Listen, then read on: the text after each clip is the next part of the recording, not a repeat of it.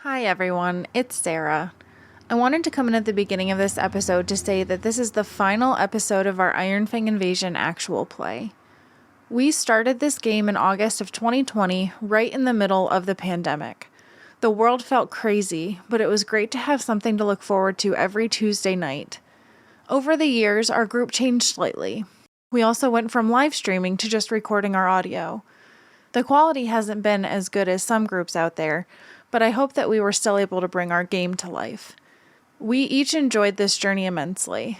This adventure path was gritty and dark, and while there were moments where each of us felt frustration, we were still able to bring comedy and laughter to the story. That's the beauty of role-playing. You can escape into a different world and discover new things about yourself by stepping into the shoes of a fictional character. This game is so vast and detailed. The stories you can bring to life are endless, and it is truly a fantastic way to spend a few hours with friends. We want to thank you for joining us on this journey, and we hope you've enjoyed it as much as we have. Without further ado, I present the final episode of Mildly Heroic's Visions of Phaendar, Loose Ends and Good Friends.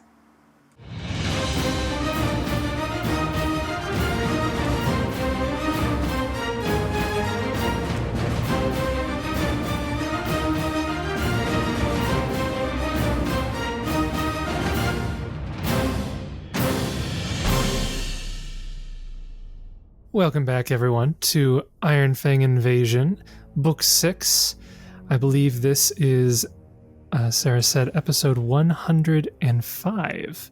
And we're getting pretty close to the end here. Last session was a long combat that has not quite yet ended, but we're in the home stretch. You've cleared out all of the gargoyles that were in the room. Most of the earth elementals have been cleared out. Elwood was banished back to his home plane from a prismatic spray.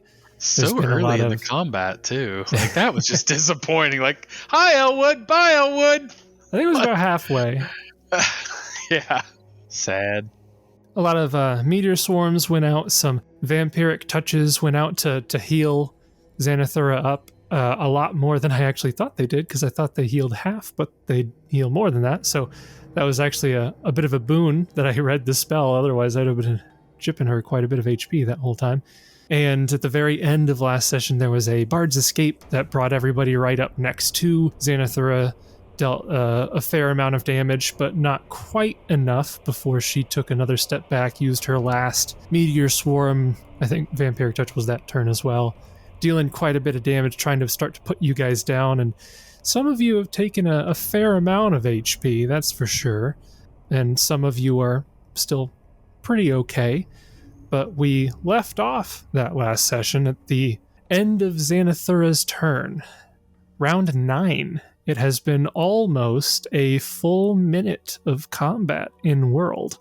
So, without any further ado, we'll jump back into the combat, like I said, round 9. Right after Xanathura, we have Jessup. What would you like to do? All right, so I'm going to maintain my bardic performance. I will check that bad boy off. So Jessup will begin casting a spell, and as he begins casting, he will look at Xanathura and say, "You claim that you are on level with the divines. It's interesting how, when you face mere mortals, you seem to always run away from us." And then Jessup will cast another round of his Bard's Escape. Bring everybody closer. All right. And then she does Counterspell from 5th edition Dungeons & Dragons. Blasphemy! That's what it means to be part of the Divines. You use a different rule system. Thankfully, I also am playing by 5e rules, and I have Counterspell prepared, so I Counterspell your Counterspell. I am not willing. Oh, come on, friends. All right, so you cast Bard's Escape, and you can also move everybody. You're just throwing down pieces of a smashed fiddle? Why are you smashing fiddles, Jessup? Don't ask me where I'm getting these fiddles from, but I do. Got plenty of them. All right, so where would you like everybody to be? They can go wherever. I'm assuming, I don't know. I don't really think we can do flanking from these positions, but just to get everybody to swarm her. Yeah, not... Maybe Oran? Yeah, sort of. Maybe-ish. Where are you going? You going right here? Right, Sure. Right here? Yeah, I'll do it. Right there. Gideon might not be willing. I have to look at his character sheet, but I think Yes. I think he needs to cast a heal spell. You keep fighting till you're dead. We'll bring you Gideon's like, back "Hey, to don't life. send me in there. Don't send me in there. I'm too weak. I'm weak. Because casting it defensively would not be such a smart idea. Wow, he gives that cool speech, and Gideon's just like, nah. Because it's 15 plus double the spell level, right? Yeah. Plus 12 is 27, and you roll your concentration. Yeah. Just take a 5-step back. Or you can just put her down this turn and not have to worry about it, Gideon. That's also true. Yeah, Gideon. Yeah, Gideon. Gosh, Gideon? Okay, I'm sorry. Gideon. Do you want to move or no? It's up to you. No. Okay. That means the whole spell fails and none of you move. I wondered about that. I was I looking don't to see think if there was that's- some I sort don't of think- clause. No, I don't think that's how that I works. wonder about that. That would be the best way to troll somebody, though. Poor Aiden. Okay. Well, All we right. need help. And ends my turn. Okay. I appreciate you, Jessup. So do I. Sure. Do you? Yes. All right. After Jessup is Kieran. Okay, I guess I will just full attack Okay, go for it. with my barrage. And I do need to just double check because I realized last week I'd made mistakes with some of my buffs, which in hindsight I don't think made a difference because they were against the gargoyles that had a lower AC, but we do have Hunter's Blessing for the creature type on her, and we do have Shared Wrath on her. I think those were the only two situational ones. And I've had power attack on this whole time. I forgot last week. I seem to be doing okay. That's why I was doing more damage. All right, let's do this. All right, first bite attack is a 44. Okay, that'll hit. Hasted bite attack is a 50. That'll hit. Claw attack is 45. That'll hit. Claw attack is 52. Yeah, that'll hit. We're rolling. Holy cow. Everything's above 10 so far. So far. Wing attack is 36. Okay, yeah, no. That one's Just not 7. Other wing attack is 34, and No. then tail attack is 32. No, So. none of those ones are even. Yeah, you just had to go and jinx it, didn't you? You just had to go say something. Yeah, I did. Okay, so first bite attack is 43 points of damage. Okay. She does have some of that DR in there. Oh, she does. My bite counts as epic. I don't think so. Second damage is 42. Okay. First claw, 35. Okay. And second claw, 34. All right. So with the DR taken off of those, it would be, and none of those are doing any elemental damage, right? Nope, I don't have any elemental damage in there. So it'd be 33 plus 32 plus 25. I think technically I could be adding acid, but I didn't bother. Oh no, because my gloves melted in. You're right. We talked about this already. 24. All right. So Kieran, you're there slashing away at Xanathura. She did heal up a little bit from the vampiric touch on Jessup, I believe it was. I think that was like 30 something HP that she got back from that one. And you can feel that like the stone that is encasing her skin, blunting your attacks, is just peeling away as you go. And with your fourth attack, how do you want to finish Xanathura? Wow. Would have been a claw attack. Okay. So I think he has been strategically trying to aim for more of a vital spot, but she's probably got a high dex. I don't know. I'm just theory crafting. She's probably got a high dex and she's probably been dodging and weaving around. And I think like he's been hitting her and he's been getting some damage off, but his final claw, I think it hooks into a spot that maybe had already been weakened and just like jams into her heart. And I think it's probably luck because he doesn't know the anatomy of a naga necessarily, but I think just by pure luck, his claw, it goes in and it pierces her heart and it kills her. And you see the Xanathura there as you do this, and the light in her eyes slowly starts to fade. She almost as if she's not even paying attention to the four of you, looks up towards the mana battery that had gathered all of the energies, and it's as if she's trying to stretch out her long serpentine neck as close to it as she can get, and then collapses to the ground. All right, great session, guys. I had a lot of fun. Yeah. Good night, guys. That was a great session. Let's log off. First next week or no. I think we'll call it there. Yeah, that's good. Well done. Yeah, it's definitely good that you put her down that turn, because I was going to make things just frankly annoying if you hadn't. I would prefer that. I'd like to see how weird we can get. Yeah, I was going to do things like I was going to cast Force Cage on herself so that none of you could attack her. That would be annoying. She was just going to do Vampiric Touch from within the Force Cage, so you'd never be able to hurt her, and she would just regain all her HP after several rounds. Oh my goodness. No. But I was like, that'd be really annoying. I was also going to start throwing in power word stuns now that your HPs were low, but you guys have too much healing, so every time I was going to do a power word stun, somebody was like, I cast Heal Mass. And I was like, okay, well, I'll hold off on that spell for another round. Yeah, that was really clutch. Yeah, I would say with a half paladin / wish.com version of a cleric and a real cleric, we can do a lot. Yeah. So, with that, the four of you fell Xanathura after many rounds of combat. And you are left in this chamber. I would say alone, but technically there's still 7 earth elementals that are flooding into the room that we just didn't put on the map. And you do see that while she's not there to continue her ritual, the magic is still up there, swirling around above this chamber and whatnot. What would you like to do? Is there something that we can do? Like, can I roll Knowledge Arcana or Spellcraft, or is there something that we can do to stop this magic?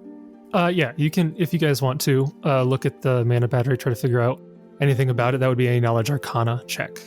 Yeah, I'll try to aid. Oh, well, auto aid. There you go, Kieran. Okay, so you're aiding. I will try to aid. I will aid. So with Jessup and Oran aiding, my Arcana check is a 44. Okay. So, and I also aid. Oh, 46 with Gideon's natural 20. Okay. So with a 46, you are able to determine that while Xanathura may no longer be able to complete her ritual, as I said, the mana battery is still filled with a huge reserve of magical energy. Someone with the right expertise could still bring great devastation to the vault and Galarian, as long as this magical energy is still stored here. The only way to fully neutralize the threat is to disperse the magical energy that has been gathered. You infer with your check that this process could be done if you destroy the diagrams that are etched into the floor and walls of this chamber, and then a living creature would have to remain in the chamber as a sort of conduit for the magical energy to disperse. Multiple living creatures could join hands or whatever and serve as an expanded conduit and disperse the magical energy evenly amongst them, but it requires a magical entity, a living entity. The summoned and other magical entities would not be able to serve as a conduit for this magical energy. You do know that once the diagrams are broken, the gathered energy would burst forth in a violent stream, and whoever is acting as a conduit has to allow the energy to pass through them, down through the Onyx Citadel, and then back into the artificial ley lines of the vault. In other words, you cannot attempt to resist the energy, like if you were to do a reflex save or whatever, because the whole point of being the conduit is that the energy goes through you. You can't avoid the energy. That would be defeating the purpose of being a conduit. You don't know how much damage would be dealt to whomever acts as this conduit, but it would most likely be a very harmful task for whoever did it. But like I said, multiple creatures can do it? Yeah, multiple creatures could essentially divide out the energy between them, more or less. kind of like in that Guardians of the Galaxy, at the end of Guardians of the Galaxy 1, where they all like link arms. Spoilers! It would have been way cooler if it was just one person who had to sacrifice themselves. I mean, you can do it that way. There's nothing stopping you from doing that. I was gonna say you could just grab it and do it, and we can't stop you. I'm not that obsessed with martyrdom. I don't know. Isn't that your whole thing? Yeah. Go on, Gideon. Get it. Have a cup of tea and grab that bad boy. Let's do this. This could be his ascension to minor deity status. That'd be so fun. That's what you think. No, I'm gonna bring you back to life. We've had enough ascension wanting here today. It would be funny though if we still had a Groger bite and somebody died from that and came back as something else. Came back. Yeah. Yeah. That would be so cool.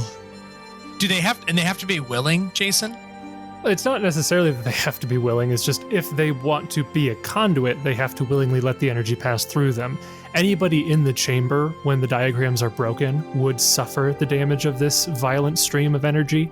It's just that you could attempt to avoid it, but then you wouldn't be acting as a conduit. So if you're a conduit, yeah, you have to willingly let the energy pass through you, meaning no save, essentially. And we don't know how much damage this will be. You don't know. It's most likely a significant amount, but the exact numbers, you're not sure. You know for sure it would be enough to kill any normal person. But we're not normal people. You're not normal We're people. heroes. Well, not quite yet. We strap her to the battery, bring her back to life with breath of life, and then let the conduit go through her. What could go wrong? What could possibly go wrong? You accidentally trigger her ascension. Right. Yeah. So Jason, the diagrams are down where Azersi is, or they're in here? No, they're in this chamber. Oh, okay. Yeah, so that big circular diagram on the floor, for example, is one representation. Okay. It's this like massive 60-foot radius or diameter, 60-foot diameter arcane sigil that's put on the floor and some are on the walls. So, shall one of us attempt to be this conduit, or should we all share this burden? Oh, we should probably all share it. I was going to say, I'm willing to take it. Oh, no need for one of us to take it. I think all of us could, right? Should probably heal our wounds a bit first, yeah? Well, as much as I think we should all share it, I mean, Oran, do you think perhaps you should stay back in the event something terrible happens? Okay, I guess I can stay back as the, resurrector in case you die.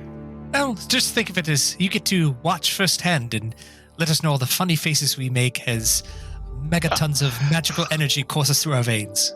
I mean, Dorok knows I've brought Kieran back plenty of times. What's one more?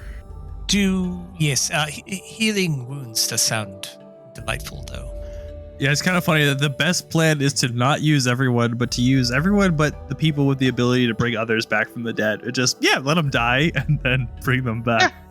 And then it's all good. No worries. It's mediocre for Kieran at this point. Like, I mean, how many times has Oran brought Kieran back now? At least 3, if not 4. Yeah, it's been...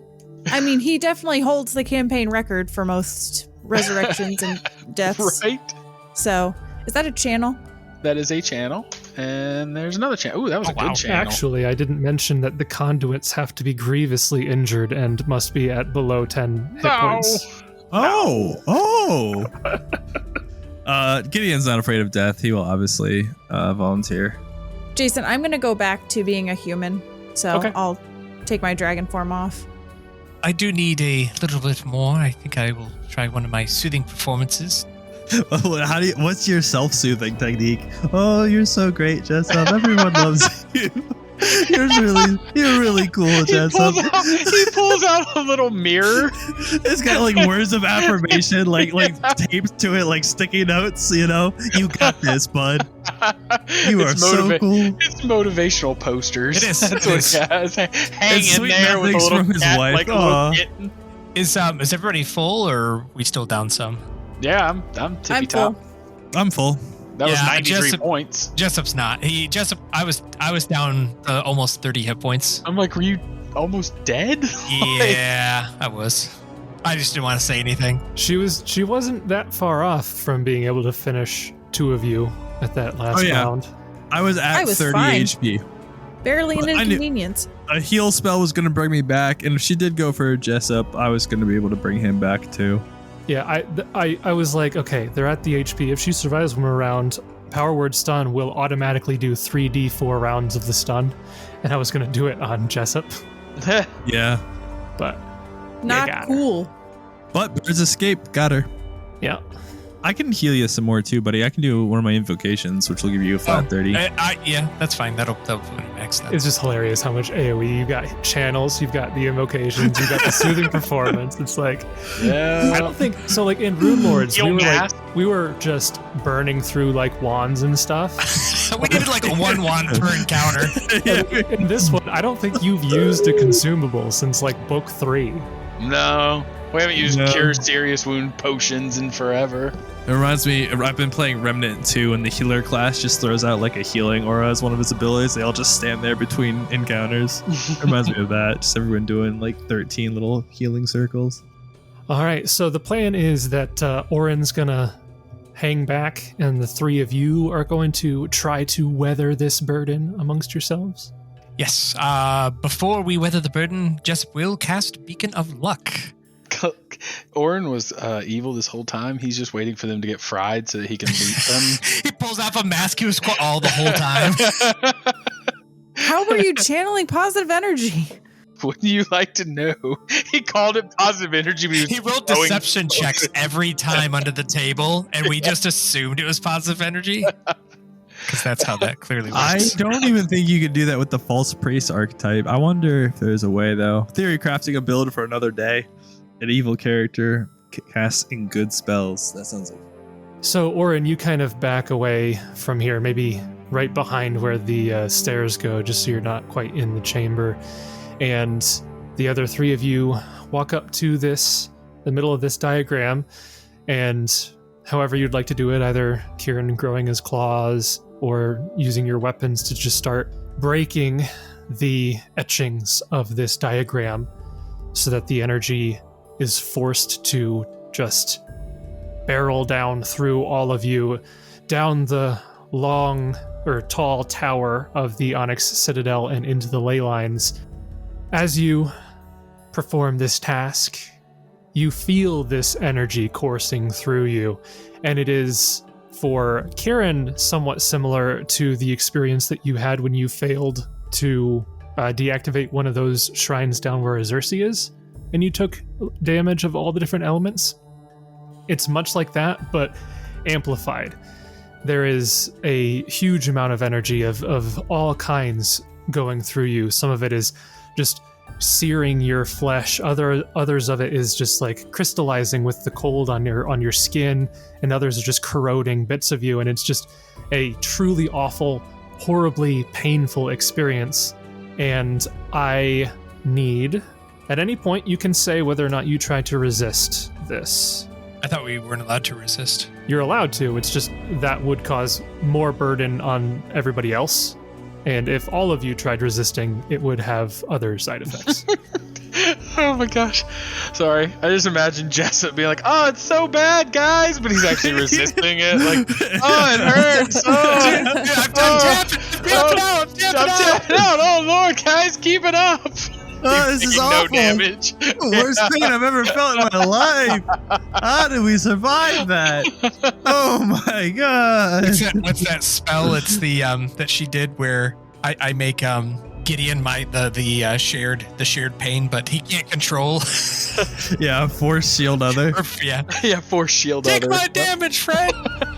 All right, so first off, we have... make sure I get the order right. Okay. It's just prismatic spray, and one of these sends us to another plane. No, not quite. The 3 of you take 32 points of acid damage to start.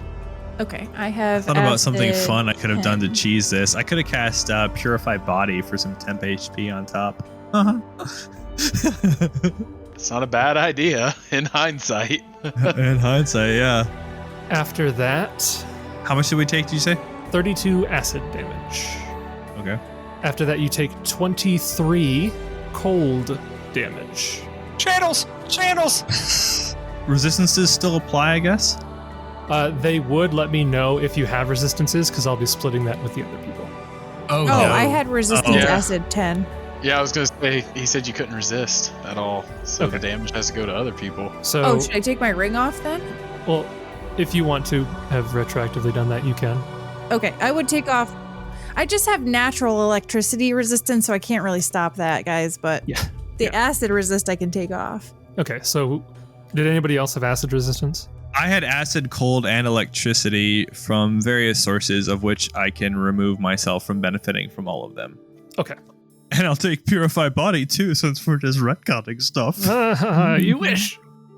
Okay, so acid we don't have to worry about, so it's 32 to everybody. Did anybody have cold beyond what we've already said? Nope. No? Nope. Okay, so 23 cold. That just goes through. Does anybody have any sources of electricity that they can't get rid of? I do 10. Okay, so Kieran, you will take 10 electricity damage. Gideon and Jessup, you take 25. Oh, Lord. Jessup gonna die. It's a possibility. After that, you all take 31 points of fire damage. Okay. Did anybody have any fire resistance they couldn't get rid of? No. Okay. And then finally, does anybody have any sonic resistance that they can't get rid of? Let me see if Jessup does. I don't know if with the bard ability of that. I think it just gives you a plus to your saves. I don't think it actually gives you resistance to the damage. Oh, yeah, the well-versed, I think it is. Yeah, it gives you bonus on saving Jessup, throws. Yeah. you can resist this. I can tank it if you need to resist it. Yeah. I just want to see if it kills me. It's so close. Okay. I'm at 30 HP, so it is going to be close. All Jessup, right. yeah, I think Jessup would. Do we know this is the last? I mean, I guess hypothetically, are we getting hit with all these simultaneously, or is it staggered?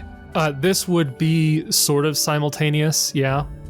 I have to roll them one at a time here, but because that way I know what each type is. You would hit a point where you're like, I can't take any more. Yeah, it would essentially be akin to that. So it's almost like if you did sort of quote unquote tap out, you'd, I guess, sort of be removing a couple d6 of all of them. So it would be roughly the same as just removing the d6 of one. So if you have to step out from this last one, that would essentially be how it works. Yeah, probably Jessup would, if that's okay with the others. But living or dying, we don't have to survive, per se. No, you don't have to survive. Gosh, Martyr, relax. Well, I was just curious. I was just wondering. I have an ability I could use that I've never got to use all campaign, that if I get it to go off would be fun. But Are you gonna die, Gideon? no. Jessup would say, sorry, friends, and I don't know, jump out of the way or whatever he needs to do to resist or get out of the last. Okay, then give me a reflex save. Oh. Might not be the worst thing. Should have had evasion, but you do. He does. 26. Okay. Actually, let me. I don't know if it matters or not. I'm going to use my beacon of luck, Jason, where I can roll with advantage Okay. on my first, because I don't know if that's going to be enough. We're just going to go for it. Okay. Oh, nasty 21. I guess I'm going to go with the 26 there, my friend. Okay, so you choose whichever one's higher, not the I think you roll with advantage, I think is how it is. taking a better result. Okay. I was going to say, it'd be hilarious. It'd be funny if it was just If a I fail. reroll. Yeah. All right. So DC 25. Oh, So gosh. you just barely managed to succeed with your 26 there, and you have your improved your ring of evasion, so you take no damage from this sonic, which means the damage will be split two ways. So the two of you who are still in there will take 46 points of sonic damage. Okay. And Okay. with that, the last bit of the energy channels through you down into the tower, and the mana battery above you goes dormant. Hey, we did it. So a little bit behind the scenes there, essentially it would be 24d6 damage of all 5 energy types. So if it was just one of you, it would have been 24d6 5 times. But with 2 of you, it would be 12d6 5 times. And with 3 of you, it was 8d6 5 times. So it was, since Jessup kicked out that last one, it was 12d6 to the 2 of you for that last bit. And you But- said if any bit of that damage was resisted, then it backfires somehow? So if you resisted any of the damage, it would first be split to the rest of you. if all of you tried resisting the damage, then whatever damage was left over would have caused an explosion in the tower, which would have been Oh my. fun. Well, I only thought because if we joked and had Kieran only do it, technically Kieran would have resisted some of the electricity, so there would have been some side effect. Yeah, it wouldn't have been quite so bad if it was only the electricity, though. So how much damage was it total? Like if only I had taken it? So 32 acid plus 23 cold would be a total of 55. Plus 20 electricity would have been a total of 75. Which I would have resisted 10 of that, but... Yep, plus 31 fire, which would have been 106. With Jessup backing out was another 46 sonic, so that would have been 152 damage. No, but I'm thinking like if I was the only person that had been the conduit. Oh, if you had been acting totally by yourself, it would have been 64 acid, 89, what was that, cold, 101 electricity. So it would have been 91. Oh yeah. 78 fire, died. 91 sonic. Yeah, you'd be absolutely be dead. 413 hit points worth of damage. Yeah, man. you'd be dead. I was a little overconfident then going in there. Kieran's like, I got this. I've got so much HP. I got this. I can tank it. Don't worry, guys. I can do this. Instantly I was just hoping. vaporized. After all the flashes, the lights, Kieran's body just laying there smoldering. It's like, the funny thing about sorcerers. Yeah, Yeah. the fun thing about that, which you wouldn't have realized until after the fact, is the magical energy, had it killed you, would have reduced your body to dust, like the disintegrate spell. Yeah. We got a cleric with level 9 spells. No problem. Just a quick little miracle or wish or whatever. I don't know. It would have been, yeah, miracle or true resurrection would have been what you needed at that point. Yes. So this wouldn't have worked because it functions as resurrection, not true resurrection. That would have been hilarious. Gideon goes up, he's like, I got this. I could come back as a martyr. And nope. The three of you are just waiting there looking at his like ashes and you're like, when's he gonna come back? Oh man, that would have sucked. That would have sucked. He would have lost on a rule technicality. That'd have been good. Yeah, it would have been funny though to have Pharasma tell him that. Sorry, dude, you lost on a rule technicality. Yep. You can go to the afterlife you want. I'm not worried about the life you lived, but you are dead. All right. So with that, the massive reserves of energy that have been gathered in this battery over the past few days are cycled back into the vault. And you are left here in a now very dark room. The mana battery is basically creating a light source here, and with that gone, it is now very dark in here. But you are alone in silence. Your task, your immediate task, has been completed. There's still a couple things that you know that you have to do before this is all over, though. What would you like to do? Guys, I'm very sorry. Thank you for taking that last bolt of energy. I hate to be selfish, but I require more healing. Gideon will start an invocation, so y'all can heal up 30 HP for... I can do it 5 times before I'm out of invocations for the day. Oh my. Are you going to use all of them? I don't know, however many you want. 30 times 3 is 90 HP. That's pretty helpful. Yeah, that gets me pretty high up there, and then I can do a soothing performance if that. I still got some feats. I just need to see what soothing was. I think it was 4 rounds. I always forget what the heal is. Oh, mask cure serious wounds. Let's see what that was. I think it was, 3d8 plus my level? That sounds right. I'm down 52, but I don't need to be at full. Yep, 3d8 plus 1 point per cast level up to 35, because we talked about how ridiculous that is, but okay. Nice. Oh, not too bad. That's a pretty decent roll, actually. Yeah, it's 37. a really good roll. Okay, now I'm at only 15, so I'm good. Okay, thank you, Gideon. So Jessup will kind of just sit on the ground Indian style, now we must probably do the hardest task. Just stop the war with hopefully just pure conversation. That's what you're best at. I'll be fine. What bargaining chips do we have? I mean, how do we convince the general of a hobgoblin army to, us humans and people aren't so bad? We'll be fine. I can make promises that more than likely can't be fulfilled by the peoples you have slaughtered over the past few months. Let's not forget about the deception and the stealing of the artifact in general from Kragadan. I don't think the dwarves are overly happy, especially when they were convinced that it was Malthun.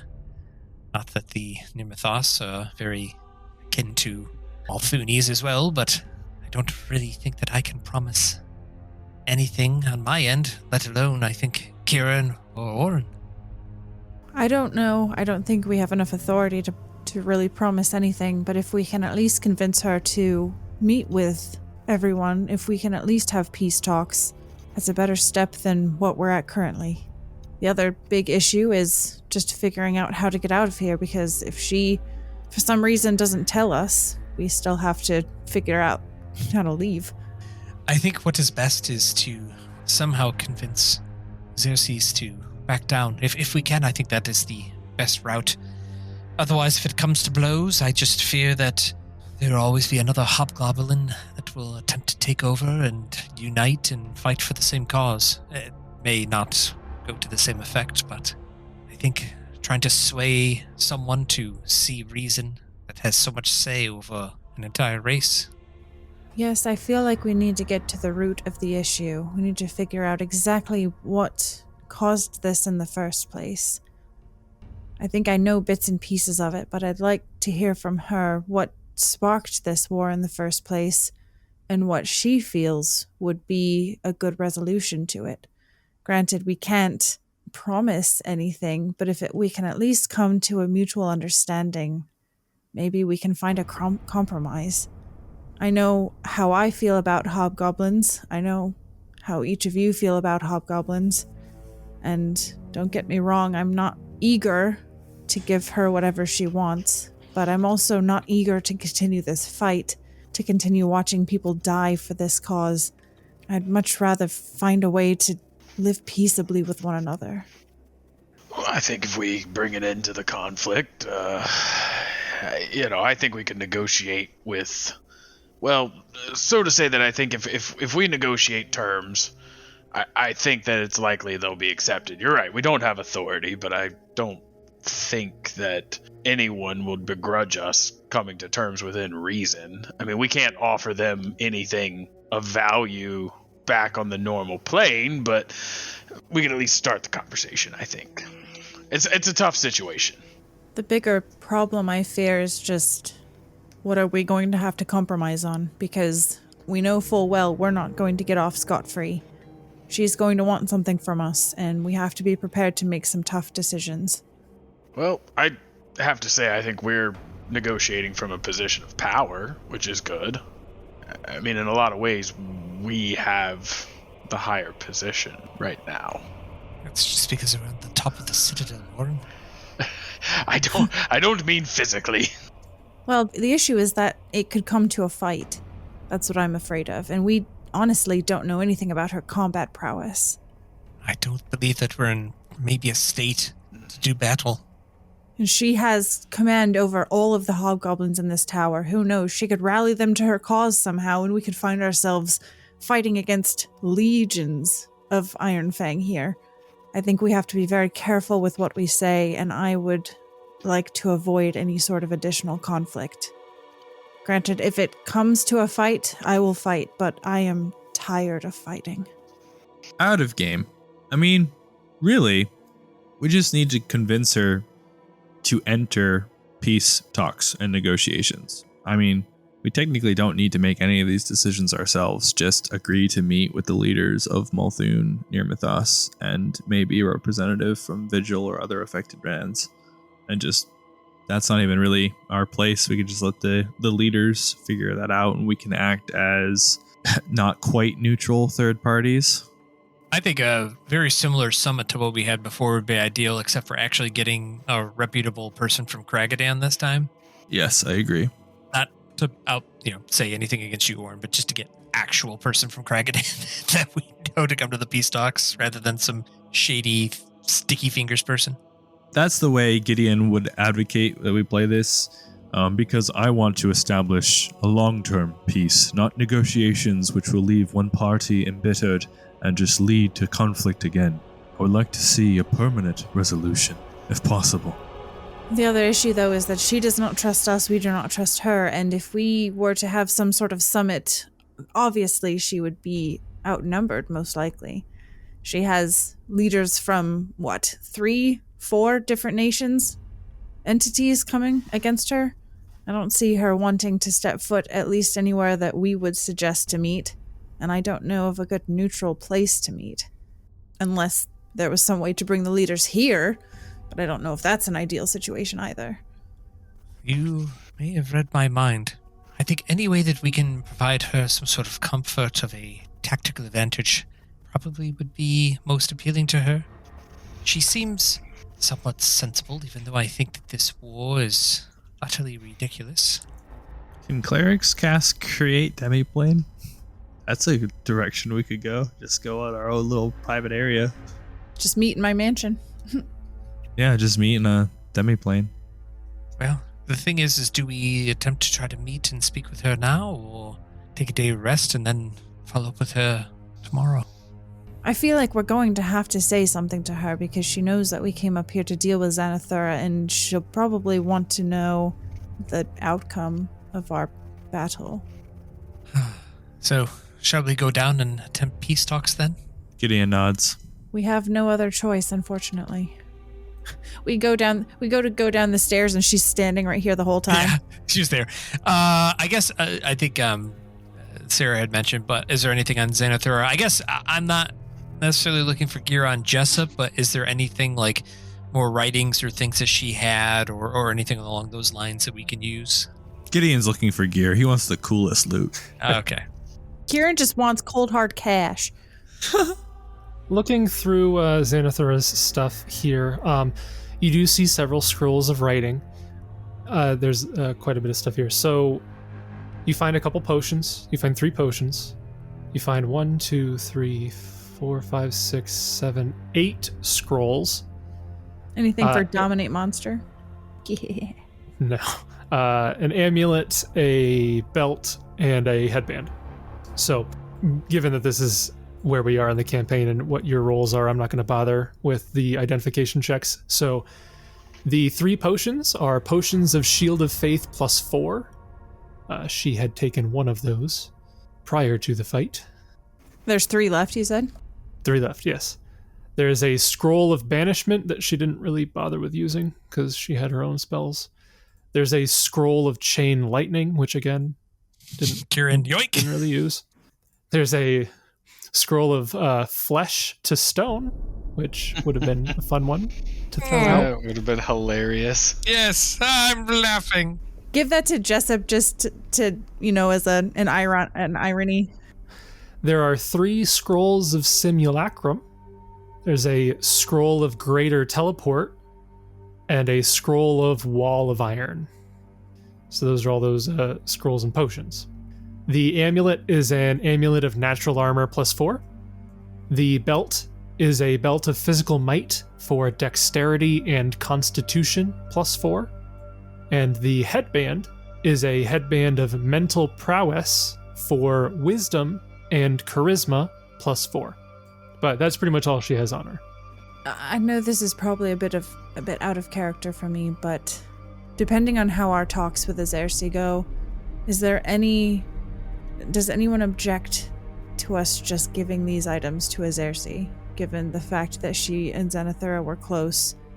I don't know if it's going to help our cause if we go down there wearing the gear of her dead friend.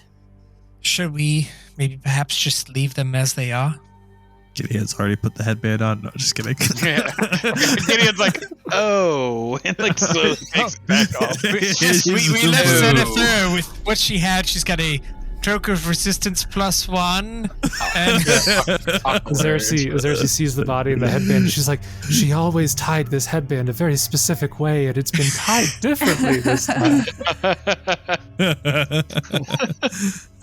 Yeah, no, obviously we'll leave it. What should we do anything with her body? We just Burn it. leave it here for Azersi to take care of? yeah, and then for some reason Azersi's got a cleric or something, and it just brings her back to life now. True resurrection. Yeah, we should definitely scatter her to dust so she ain't coming back. Okay, well then we're going to take the gear at that point. Why don't we just carry... I don't want to carry her down. We could, though. How big is she? Just present her body. Be like, Yeah, we can- Behold, your dead friend. Your friend. Your friend, we killed her. To sate your curiosity, a typical Dark Naga is 12 feet long and 300 pounds. Yeah, I figured she was going to be... We'd have to, like, carry her. That's fine. Why do we need to bring her with us? No, I was going to say, we'll just leave her here. They can Yeah. take We care can of deal it. with It's it. weird to take After her we with us. desecrate her body. We'll just let them deal with it. Just kidding. And we'll just go and we'll talk to her and we'll just let Jessup take the lead and we'll try to be like, hey, what if we talked with everyone? That sounds nice, right? In the perfect world with perfect roles, sure. Or you could, die. Your choice. Yes, peace through violence and Yeah. coercion. Yeah. Yes. We will have Would you peace like one way or peace? the other. Or would you like us to kill you? I would just like to preface before we leave and go down to speak that this time, and I know we have been traveling for months and months on end, but maybe this one time we stick to the plan. You know we're not good at that, Jessup. Just this one time. But also, depending on how things go, we do have to be ready to improvise if we need to. Okay, yes, I agree. Improvisation is potentially needed, but I'm tired of fighting. My body may look young, but I am old. I grow weary of this. As do I. All right. So the consensus is that you are going down to inform her and hopefully broker some sort of ceasefire. Is that correct? That is the plan. Kieran, as well, I believe that you made some good talking points up there, and I think you should stick to your guns with a +6 bonus. Present mentor. Oh, Use this bonus to aid my checks. how long does that last? It's All for the day. day. So when I use it, then you get it for the day, and then with rest, I can reset it to something else. So is this for diplomacy? Oh, that's what I'm doing it for, yeah. Oh, I thought it was for intimidate. I could do bluffing, technically. My it's diplomacy is better than my bluff. Yeah, so technically I do have 1 rank in diplomacy, so I can provide you the bonus. Thank you, Jessup. I will do my best. Hopefully I don't stick my foot in my mouth. Nope, that's why we have Oran. Oh. I'm Snap. just kidding. Let's keep things lighthearted. Oh, snap. All right, well, I guess we all go down there and tactfully swarm her, apparently. Yeah. Yeah, I mean, I'll- Oran's going to be serving an eviction notice. I don't know what you guys are doing. You are unlawfully Dude, present I don't know inside what of we're a domain that belongs to the dwarves. I'm going to have to ask you to leave promptly. The funny thing is, though, like, this stuff, didn't the dwarves steal it from somebody else? I mean, These if you wanna be artifacts? technical about it. Did they? Did they steal it or find it? I don't remember. It depends on how you define steal. Okay. Is taking something from somebody else's abandoned home still stealing? No. Well, then by your definition, they did not steal it. As long as it was an abandoned home. Yeah. I mean, as long as it was abandoned, yeah. No. I wouldn't call that stealing. By that logic, wasn't the treasure vaults that they found this in originally abandoned by the dwarves? Yeah, pretty much. No, there you go. Ooh. Yeah. Oh, there you go. That's fair. It's a good argument. Whose side are you on, Jessup? I'd like to roll for initiative. Let me move Jessup to this side of the Yep, conversation here on the map. I'm Yep. really disappointed in this whole campaign. Oran just did not kick down the doors for something. Oh, guys, I'm serving an eviction notice. Roll initiative. Roll initiative. Let's go. All right. So, you guys all head down to the bottom floor of this citadel. Once more to the room that you were in originally when you were talking to Azersi, trying to rid her of the dominate spell. And you can see that she is still there alongside Targrith. She is not sitting at her desk anymore like she was when you first came in. She is kind of pacing back and forth, And you can see that the lights in this chamber have dimmed quite a bit since the last time you were in. You think probably when you dispersed the energy from the mana battery, it probably robbed some of the power from this room as well. Since this room is kind of directly beneath it, all of it would have channeled straight down through here. So you think she probably realized what happened. She realized that Xanathura is no more and that you had succeeded in your task. And so she's seemingly just kind of pacing back and forth, processing that realization. And then you enter and begin making your way down here into a sort of conversational distance, so you're not shouting 50 feet across the room. And she looks up at you and she says, "So, it would seem that your task was successful then." Jessup would nod, yes, and that is correct. Well, We have... Oh, I'm sorry. I do not mean to interrupt these negotiating terms. You continue. I simply was going to say that I recall before you headed up there that you had some things you wanted to talk about, some plans for negotiation, and I suppose now is a time for us to hear out what you have to say. Well, when we met Xanathura at the top of the tower, unfortunately, she could not be reasoned with, being that I am a bard, and even though this body is temporarily fake, I am an old soul at heart, and I tire of war and fighting. She was drunk with power and visions of becoming a god. There was nothing we could do to bring her back without dispatching her. So I'm sorry to tell you, your friend is no more, but I will say that all of us here have lost many friends throughout this war, and I just wish to see it to be a peaceful end if we can.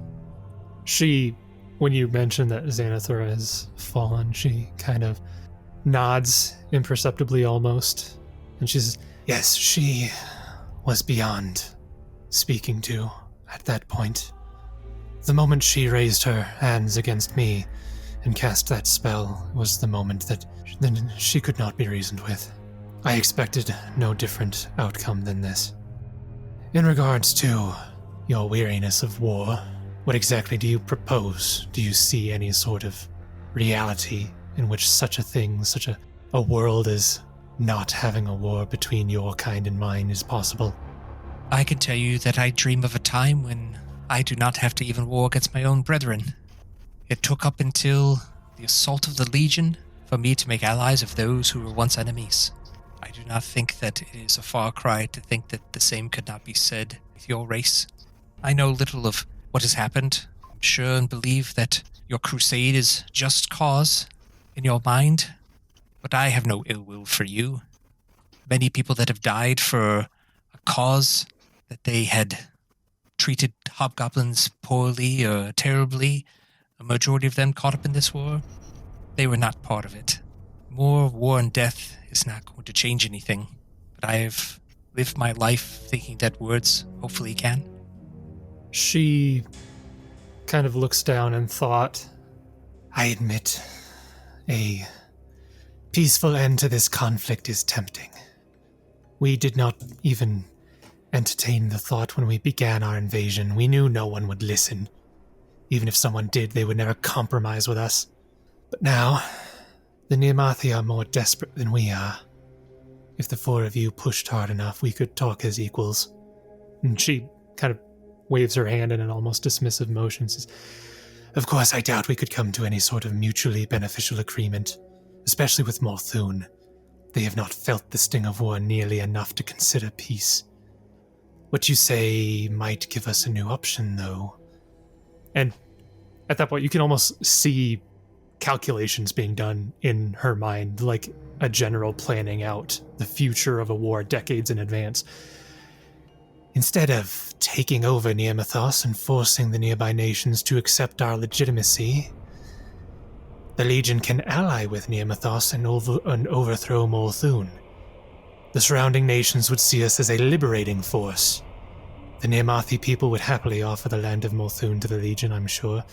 We might even buy some goodwill for the future generations of hobgoblins. They can grow up hearing stories about the heroic deeds of their ancestors, inspiring a sense of hope and awe rather than fear and rage. Kieran's face goes dark and he takes a step forward and says, "Absolutely not. That is not an option."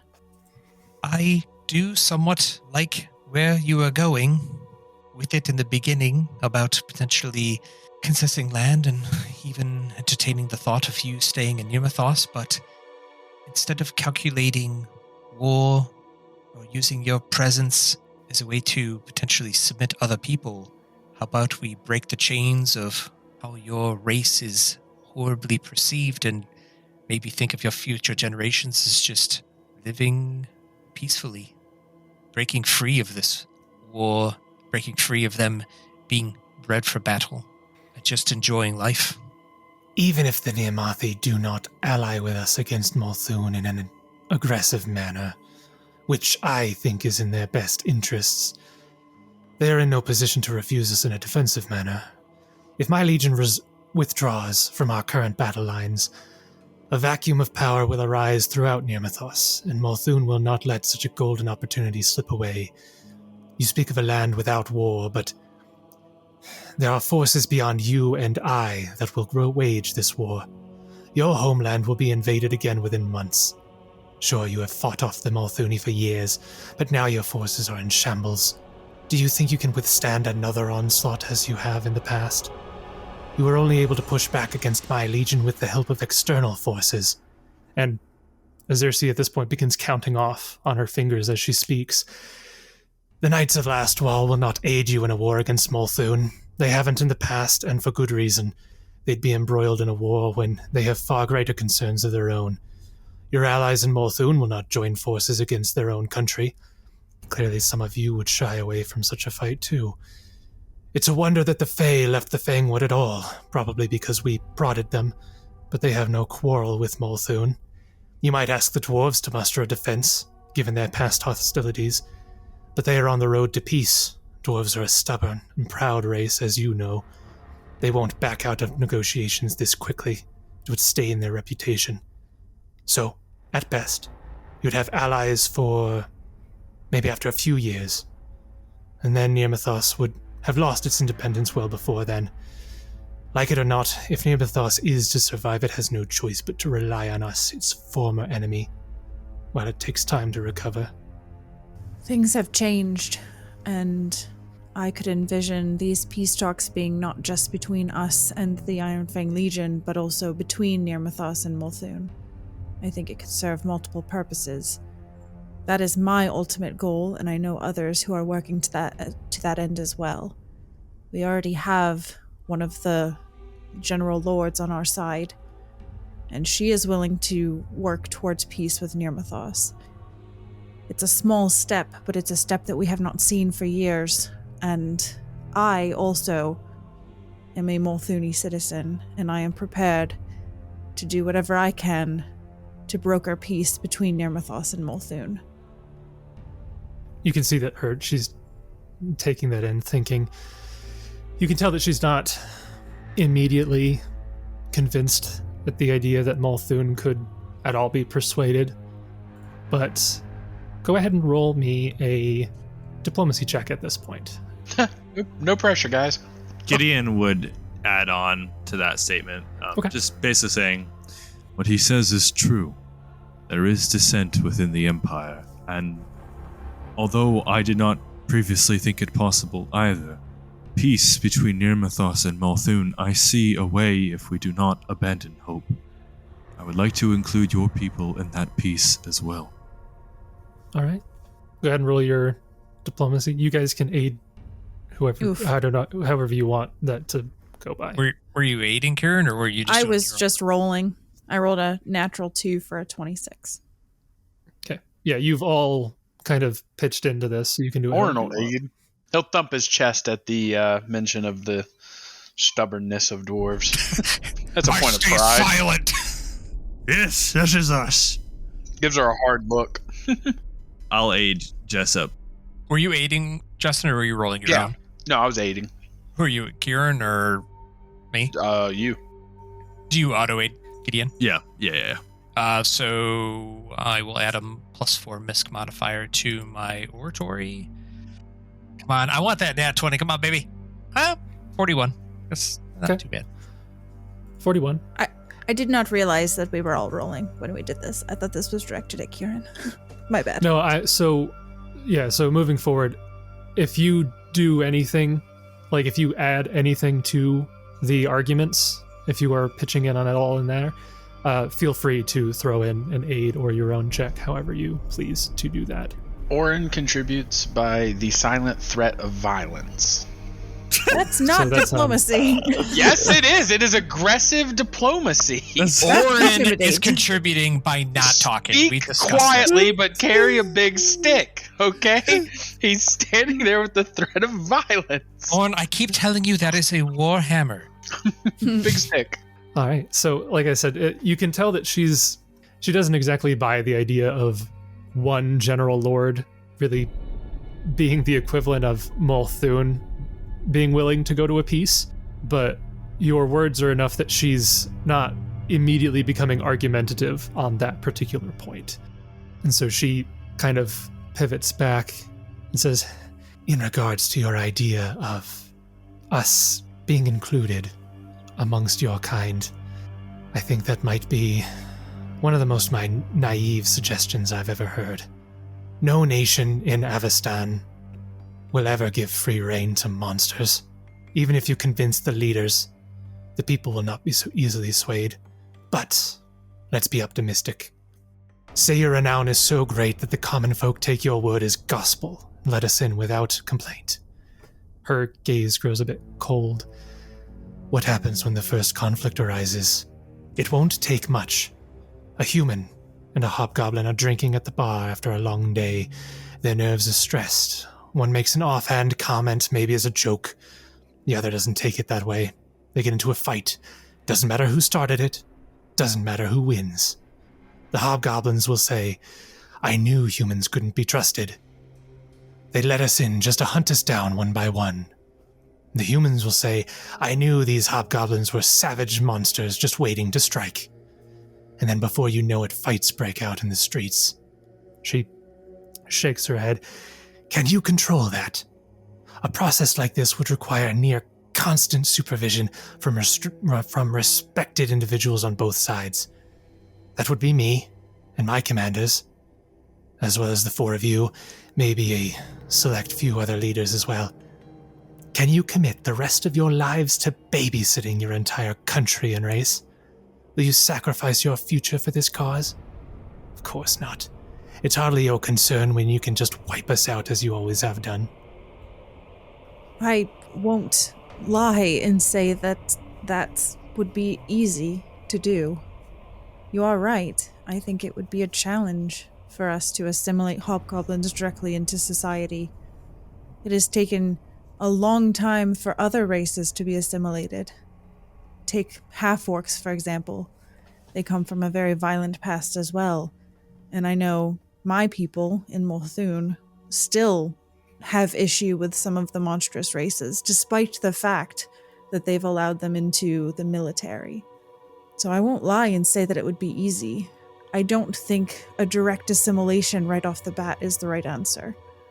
But perhaps if there's some place where your people could go, where you could set down a society and, by your acts, show that you can be trusted, and vice versa. Assimilate slowly. Perhaps we start just with simple trade.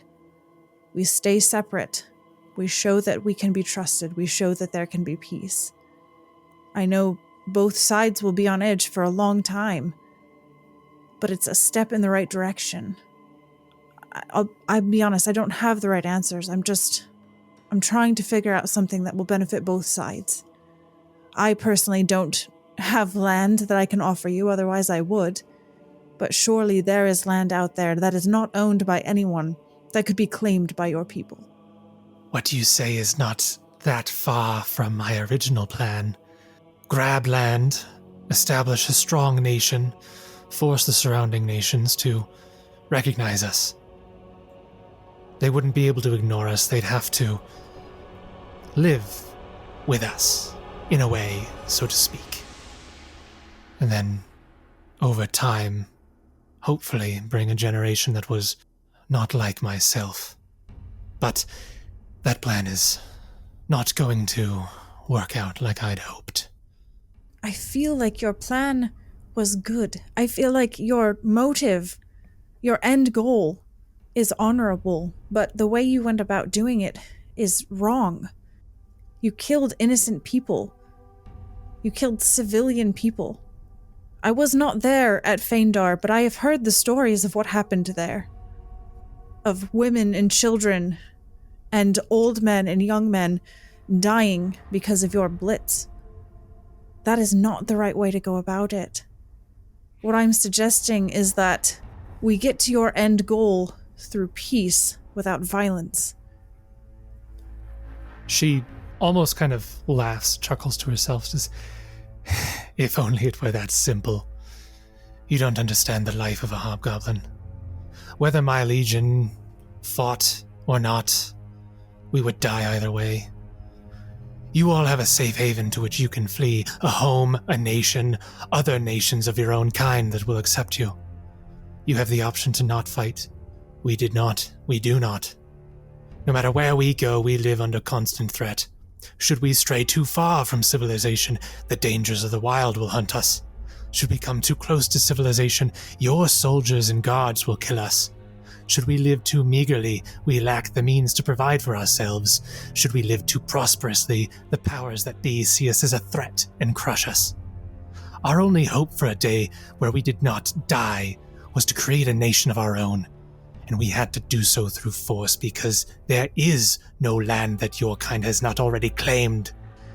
Jessup would just kind of shake his head a little bit, not knowing really what to say, but change is not easy. It cannot happen overnight, but continuing to push war, continuing to push the savagery to kill innocents, you're not going to let all the other human races of the land that's quote claimed look at you any differently. You need to be better. We all do. My father was killed in the assault on Phaendar.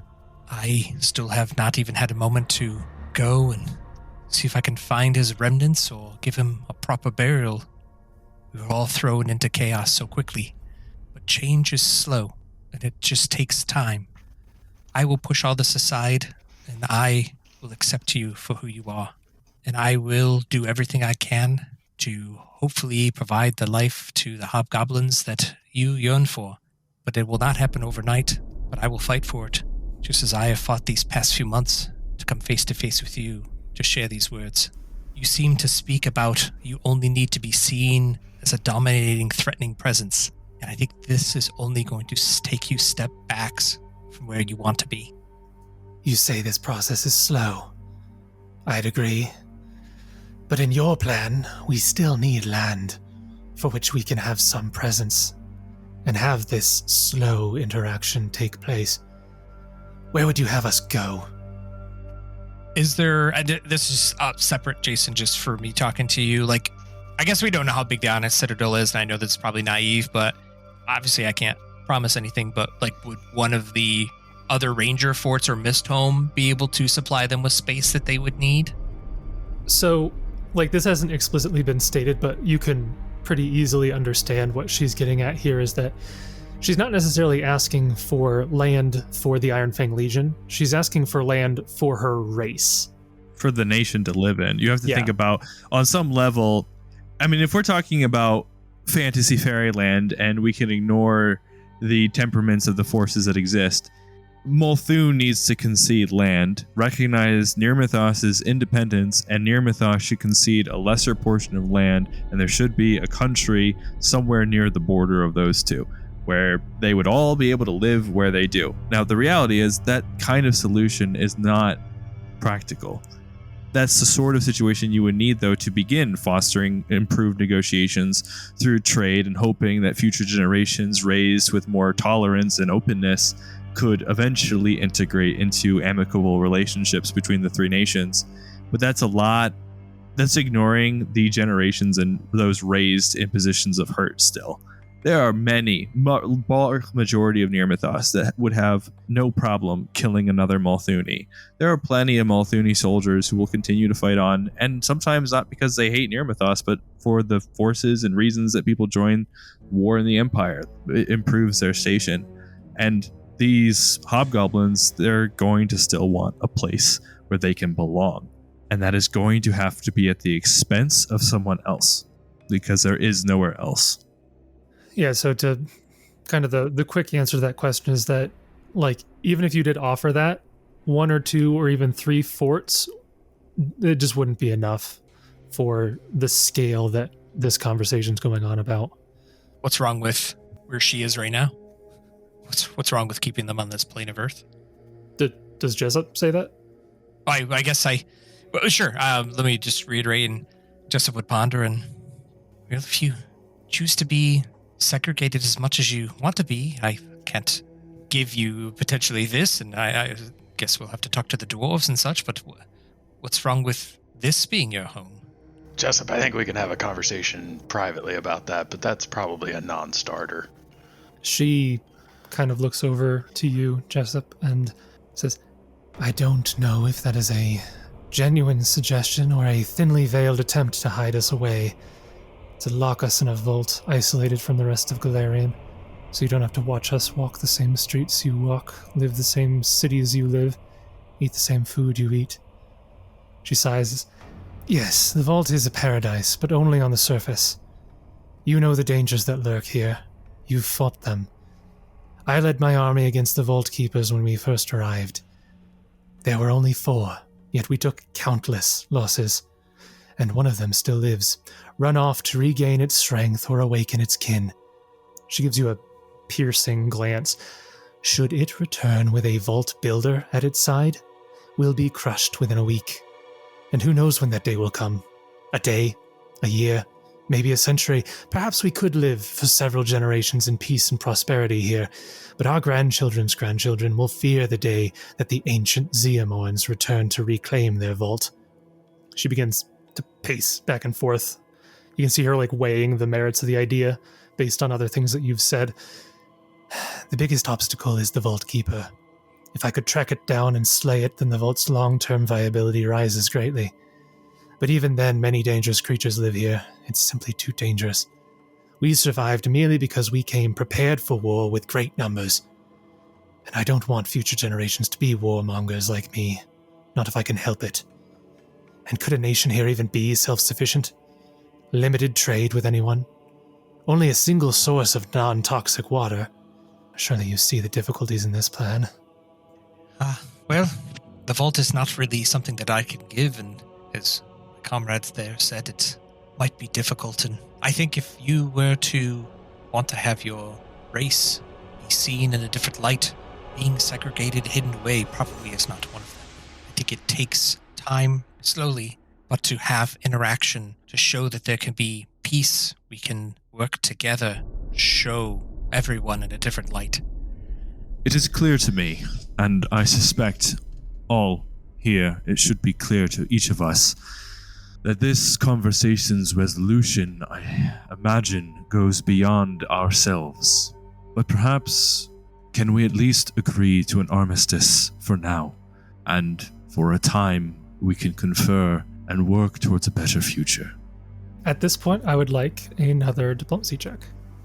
I will aid this time, so as to not make a fool of myself. A 30.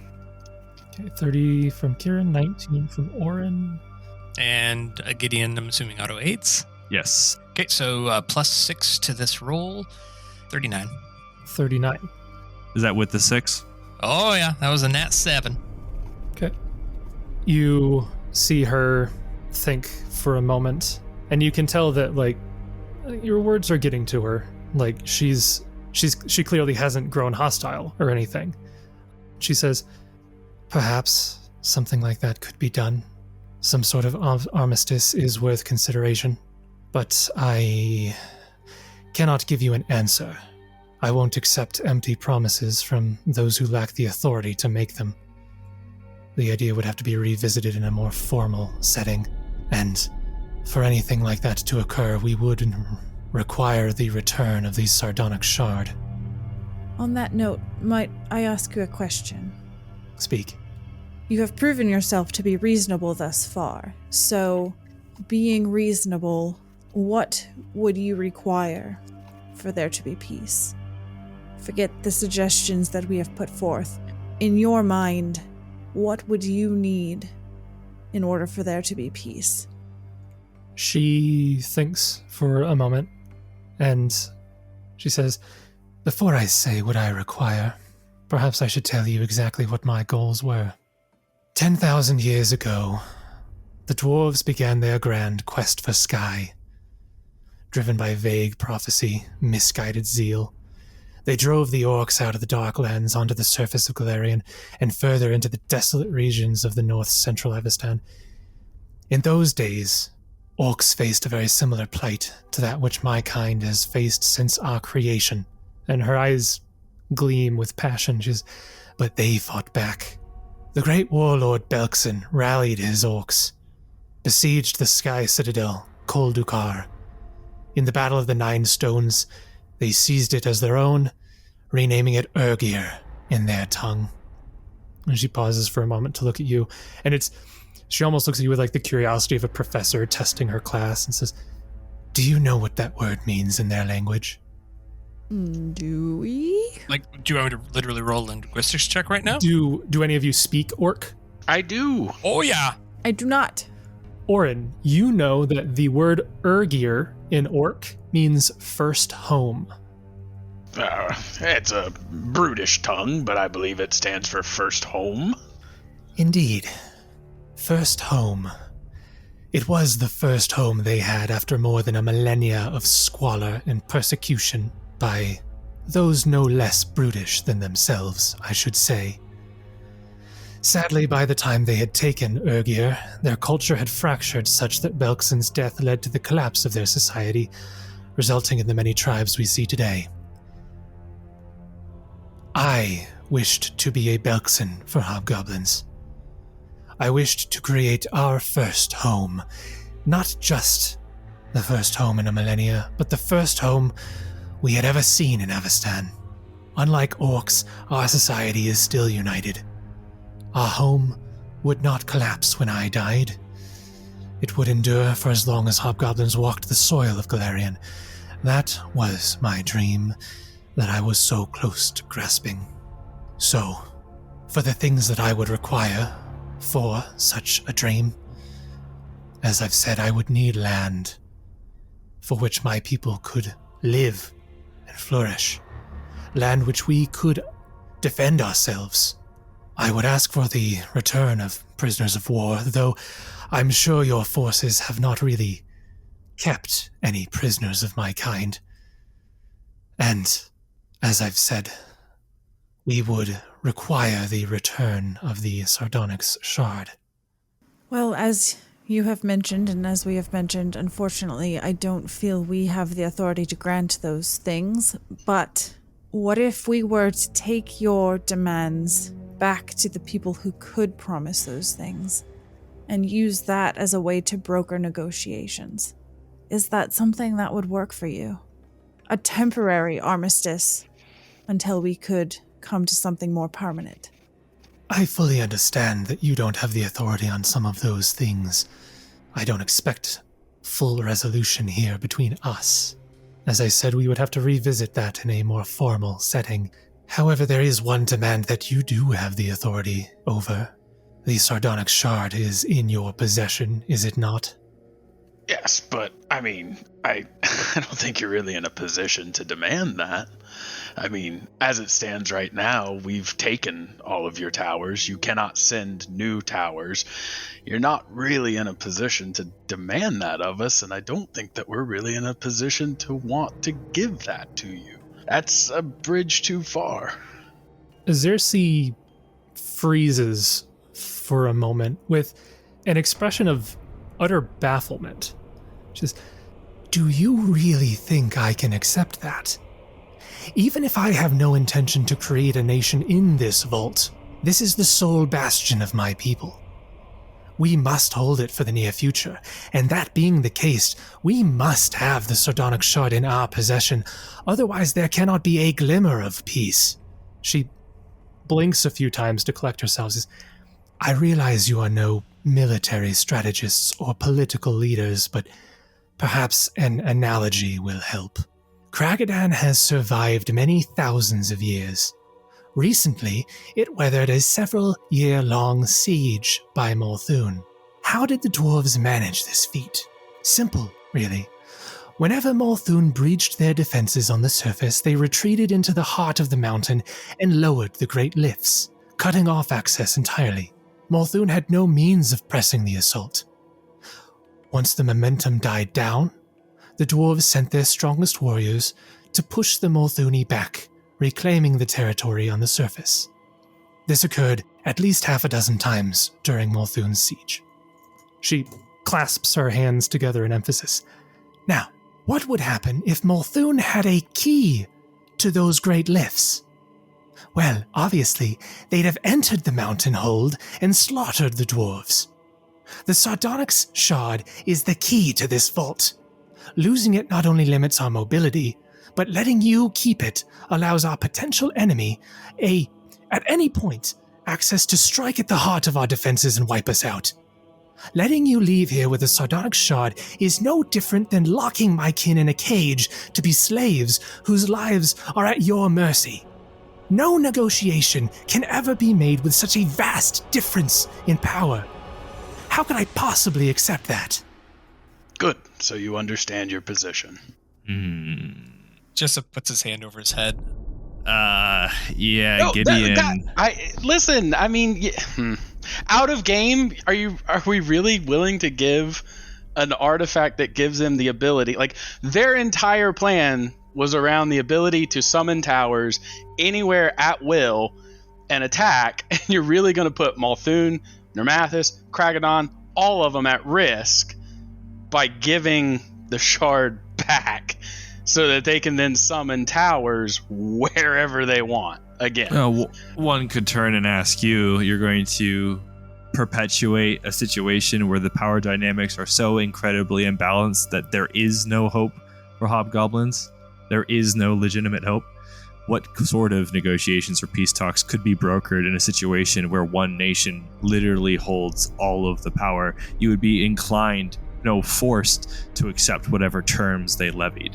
Assuming that they're going to be imbalanced. I mean, I think that you're taking that that they're not going to bargain in good faith against I don't trust Morthune nor Nirmathos to bargain in good faith. And I wouldn't Kragadan either. They hate hobgoblins. Correct. Come on. But Gideon most certainly does not trust any of them. Listen what you're basically saying, though, that everything we fought against, you'd basically be putting it back at square one in the hopes that the hobgoblins stick to the peace talks. So they could attack any city in any of those nations at any moment by giving them back this artifact. This is what strikes at the heart of the issue. They literally brought two nations almost to their knees using that artifact, and we have the ability to keep them from being able to do that again.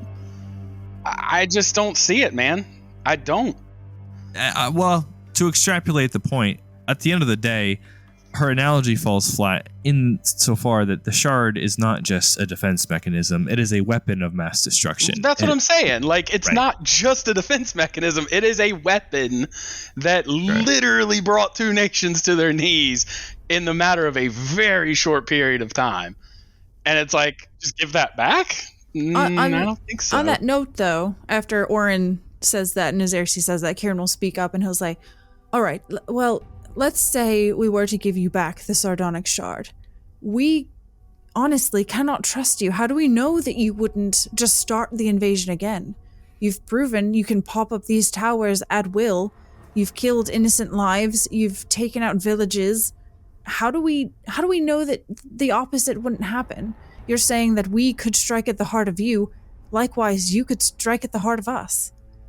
So when Oran makes his comment earlier, she rolls her eyes, and then Kieran, when you make your comment, she says, perhaps if that was remotely possible, But the 4 of you have slowed my invasion so much that we no longer possess the element of surprise.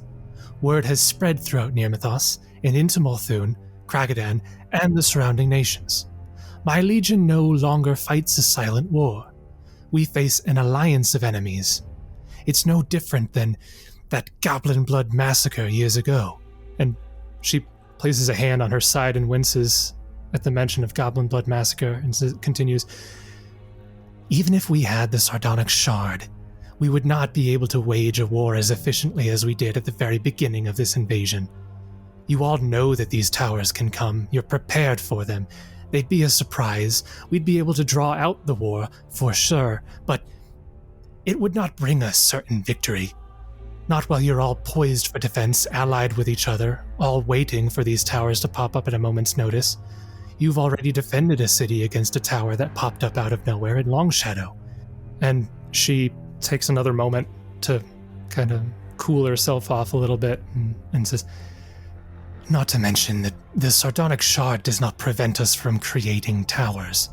It simply allows us to more efficiently connect between them and create passages from the towers back here. Jason, I forgot who was the crazy chick there that we had to fight in the Fangwood that started the blight? Arlancha. Thank you. So Jessup would just ask, I don't mean to be rude, but I do just have a question. If this key is so vastly important to you, why did you just willingly take it to a potential unknown ally, Arlancha, just for it to be stolen? Poke the bear, buddy. Why don't you? Azersi releases another, she basically growls in anger, not at you, but she looks over her shoulder at Targareth when she does this. Uh-oh, he's dead. And she says, yes, I wonder who willingly brought the Sardonyx Shard out of the Onyx Citadel. And Targareth is visibly shaken at this, and he kind of takes a step back, and Azersi continues why don't you enlighten us, oh great spy master? And he lowers his head and says, yes, when I was sent on a mission into the Fangwood to broker a peace or alliance with Arlancha, I brought the shard as a means of escape in case things went poorly. I didn't realize that the Blight blocked all forms of teleportation and found that it was useless to me when I got there, and thus it fell out of my grasp. She looks back at you. Azersi looks back at you, Jessup says, it was not my intent to ever relinquish control over the Sardonyx Shard. Jessup kind of does a nod with his hand, in agreement. I guess that really kind of sums that up for me a little bit. Thank you.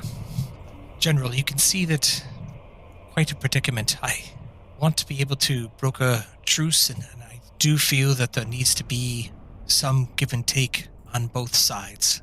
I know it's not easy just to hand back over a shard and think that we're giving you a weapon of mass destruction, but I would like to think that as a respected general and someone who truly wants to broker peace for your race, you must be able to provide your word and honestly know that we want to help. We want to end this war and the suffering. She looks at you and says, if it is my word that you want, that even with the Sardonyx Shard, the Legion will not press its advance. For as long as we are unsure of the outcome of these negotiations, of course, then my word is something you have. As it is your word, I'm taking that you will not immediately go back on what you've said as soon as you leave here. And she turns to you, Oran. Another point I'd like to make, dwarf. The dwarves of Kragadan kept the Onyx Key locked away in a vault for so many millennia that its existence nearly disappeared from their collective memory. To them it is nothing but an heirloom of historical and sentimental value. To me, it can create a bright future for my entire race. Between the hope of my kin and the feelings of a few dwarves, the choice is an easy one for me to make. And do not forget, the dwarves did not make the Onyx Key. They merely found and plundered it from Orv, from those who had similarly forgotten its existence. Their Let claim me to stop you ownership there. is no more true Let than me mine. stop. Let me stop you there. I was at Phaendar. No one here present was at Phaendar. I was. I saw the atrocities that you committed. I went to Gristledown. I saw what you did to all the dead bodies. I've seen your tents made of skin. Do not lecture me on what you're going to do with the shard. I would rather die than give you the shard. It's never going to happen. I saw every single one of the bodies that you strapped to the bridge and to the buildings at Phaendar. They didn't. I did. You're never getting that shard back. Did you see the death in Isker? Did you see the slaughter of hobgoblins and goblin tribes? I don't care. I care what I saw. I'm never giving you that shard. I will never subject another town to your massacres. Then you do not want peace. I want peace, but not at the cost of more people's lives. Kieran's gonna step up. All right, this needs to stop. We're not gonna get anywhere doing this. Oran, please. Azersi, if you would but give us a night to talk amongst ourselves. We clearly have some differences of opinions and we need to talk. Would you give us that? She looks down again, kind of bites her lip and shakes her head and looks at you and says, I sincerely wish that I could, but you have shown that you are very powerful. You have the means of traveling wherever you want. You could simply teleport out of here and I'd never see you again, find your way back to your plane with the shard, and then bring your armies here to crush us. I simply can't just let you go. Not while you have that shard. As a point of clarification, we don't have the shard on us. Yeah, you do. No, we don't. We left it back. No, you didn't. No, I'm pretty sure we left You it. specifically kept it because you didn't know if that was your only way back. Yeah, I edited that episode recently. We kept it. I swear we told You We talked when about we it. came through. I thought we told them that we were leaving it. No, it had been considered, but no, you guys ultimately decided that you should bring it with you just in case. Yeah, we thought that might be our only way to get back. I thought we left it because we didn't want it to fall back in their hands. That's what I thought had happened. Like we left it so that in case we died, we weren't gonna leave. We weren't gonna let it fall back into Azersi's hands. Is why I thought we left it. We had discussed that and then ultimately decided to gamble on ourselves. Jessup would step forward, and I can understand where you are coming from and that letting us go could lose everything for you. If I ask, what if my 3 allies go reconvene for the night and I stay with you here as a prisoner? You talked first. I actually hate you. I was literally going to have Gideon do that once we all started Gideon talking. do the same thing. I was going to have him do the same thing. Leave one person as a hostage. Either that or 3 of you go and Kieran can go back. What? Wouldn't that just be 4 of you going? Wait, what? No. 3 of us stay. 3 of you go, and then Kieran Sorry. can go back. Go with the Xerxes. Like stay. I'm sorry. The three of them would stay, and obviously Oran could stay because of the shard and his connection there. And then because Kieran has ability to travel, like teleport and whatnot, he could go with a letter or something from Azersi. She would keep the shard there and an eye on the people that have the shard. It'd be almost the same as her having the shard.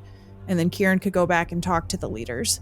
It would basically be the same as her having the shard, but the 3 of us could fight to keep it if it came to that. Essentially, it's almost like they're hostages, sort of. We are hostages. We would elect to be hostages. And then I think we could use sending to communicate with each other once Kieran gets back. If we can determine, do we bring the leaders here to have a summit here or whatever they decide they want to do? Don't know if sending will work across planes. We already used it here. We already used it to talk to Westland. But there's a percent chance that it fails. But I don't think we ever bothered because it's like a 5% chance. Yeah, so it's a 5% chance. If the creature is not on the same plane of existence. Okay, so it does work between planes. Well, that's helpful. Yep. Yeah. So that's what I would pose. I think that makes sense because, go get the leaders, then basically do the peace talks now. So don't surrender the shard to them.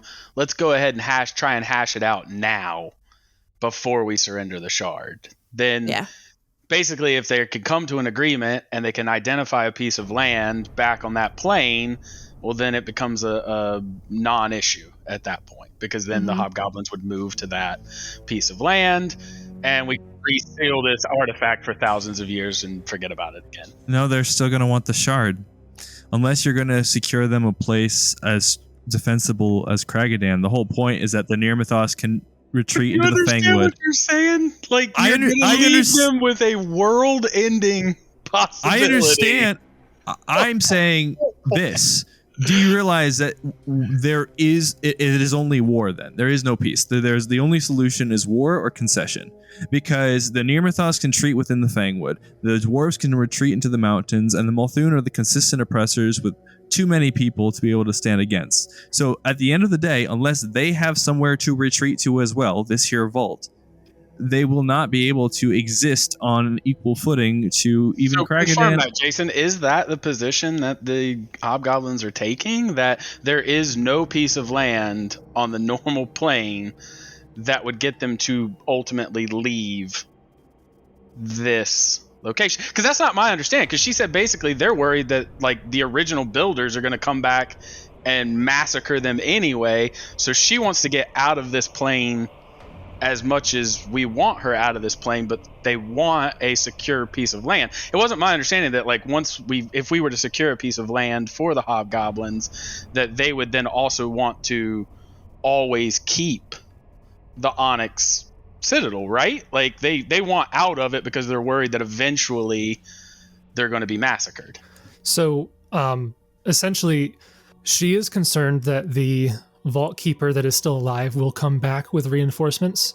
If the Vault Keeper were to be killed, that would not be as big of a concern, and she would not be as pressed with the idea of leaving the vault. There is, to my knowledge, in fact, no land in Avestan that is not formally owned by other nations. So it's not like you can be like, oh, you know that area over there that technically nobody owns? Have that. That's not a thing. Right. No. I'm saying like there's like if the nations could come to a concession for a piece of land between, if the nations came to a concession, then you'd be looking at a situation where the hobgoblins would still require the vault for probably many years, because you have already said that it is a slow process of getting with these other human nations. It's not going to be an immediate assimilation. Even if they have their own nation on the surface, they'd need some place that they could retreat to if they're invaded. Just like the vaults of Kragadan, they'd be able to take all of their citizens, retreat into the vault if they were invaded on the surface. And then they could shut down the towers with the Sardonyx Shard, and they'd be safe, and they'd be able to weather the assault, and then retake their land afterwards. And that would have to be the case for many years until their nation is established enough that it could defend itself. The same that Nirmathos has always done since the beginning of this book when they were attacked in Phaendar. Normally, they have the advantage of seeing the Multhuni army marching towards them. Right, they but retreat in the Fangwood. I'm not saying that I'm arguing against them having a safe place to retreat to. What I'm saying is you can't leave them with a world-ending weapon as their defensive position. Like, it's not like when Kragadan, the dwarves fall back into the mountain of Kragadan, that they have a nuke in there. Just to clarify that we're not making a straw man here, this is not a world-ending artifact. The Sardonyx Shard is, at best, a very powerful military tool. You could take a nation if it's not expecting it, like they tried to do with Nirmathos. But what I'm saying is, could they not just do what they just did? Potentially, I mean, invading. That's not a world-ending artifact. I'm not saying invading. I'm saying what we literally just the stopped mana battery doing. Oh, the mana battery. That was only possible because Xanathura was researching it. None of the other hobgoblins like arcane. Hobgoblins hate arcane magic. Technically, there is not a single member of the Legion who would ever have the expertise to do what Xanathura did. You guys don't have the expertise to do what Xanathura did. But could we just like destroy the mana battery of some way? Yeah, she did that without Azersi's knowledge. Azersi did not, as far as I know, Azersi didn't want that. Yeah. Right. And it's esoteric magic. It's not like it's the average 15th level wizard is going to be able to figure this out. This is like Ascension level. This is deific. This is beyond the scope of even high level PCs. Yeah, this is almost amazing that we were able to decipher it enough to stop it, let alone understand it and perform it ourselves. That's crazy. Yeah, so if you were to have like knowledge about Xanathura's like background, she has spent her many decades and centuries of life specifically researching the vaults of Orv and Dwarven history and Xeomorn technology, and she has spent the last several years here doing almost nothing but dedicated research into doing this specifically. So this is massively specialized information. So it's not really fair to call it a world-ending device. And even if somebody did have the expertise, they'd also have to have the power to realign the nexuses again, which would mean they'd have to contend with the Zarzoran and that dragon and anybody else who's around again. So it's not an easy thing that you can't just launch a nuke. It's certainly a feat. I get what you're saying. I get that, but it's still a threat that exists. Even if it's esoteric, it's still potentially yes. But yeah, also, it would be the case if you kept the shard, or if you sealed it away and somebody else in the future had this shard. That threat never goes away. Yeah, but it's who I have to leave it with. That's the problem. Will she agree to keep us 3 hostage while Kieran goes home? So if you give that as a potential compromise, she would first require that you clearly display which one of you has the shard, so you don't pull a fast one where it's just like, hey, the 3 of us will stay with the shard and I'll leave. Meanwhile, Kieran's the one who had the shard all along. She would require that she knows which one of you has it when the other person leaves, so that she's not being fooled. She's been lied to before, and she would not allow that to happen again. And then if that was the plan, there'd be a couple things. So she would say, negotiations can't go right now, and that is not me being stubborn. Your leaders will say the same thing. The Forest Marshal and the General Lord, as well as myself, we are the heads of massive structures of bureaucracy. A negotiation of this level would take a lot of preparation, talking to the various leaders of both sides, understanding what we are willing to compromise, what we would require, and then the discussions themselves would, frankly, probably take a week or more if we're being optimistic, frankly. It's not something, if you're expecting it to be I'll go there and give them a letter and we'll do some sending messages and then we'll all be on the same page, that frankly it's not going to happen. Again, that's not me being stubborn, that's just me being realistic.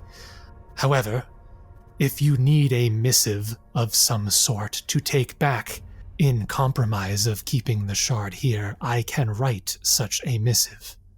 Of course, that would be unless you're willing to be hostages here for potentially a really long time. Months on end. Gideon is willing to wait out.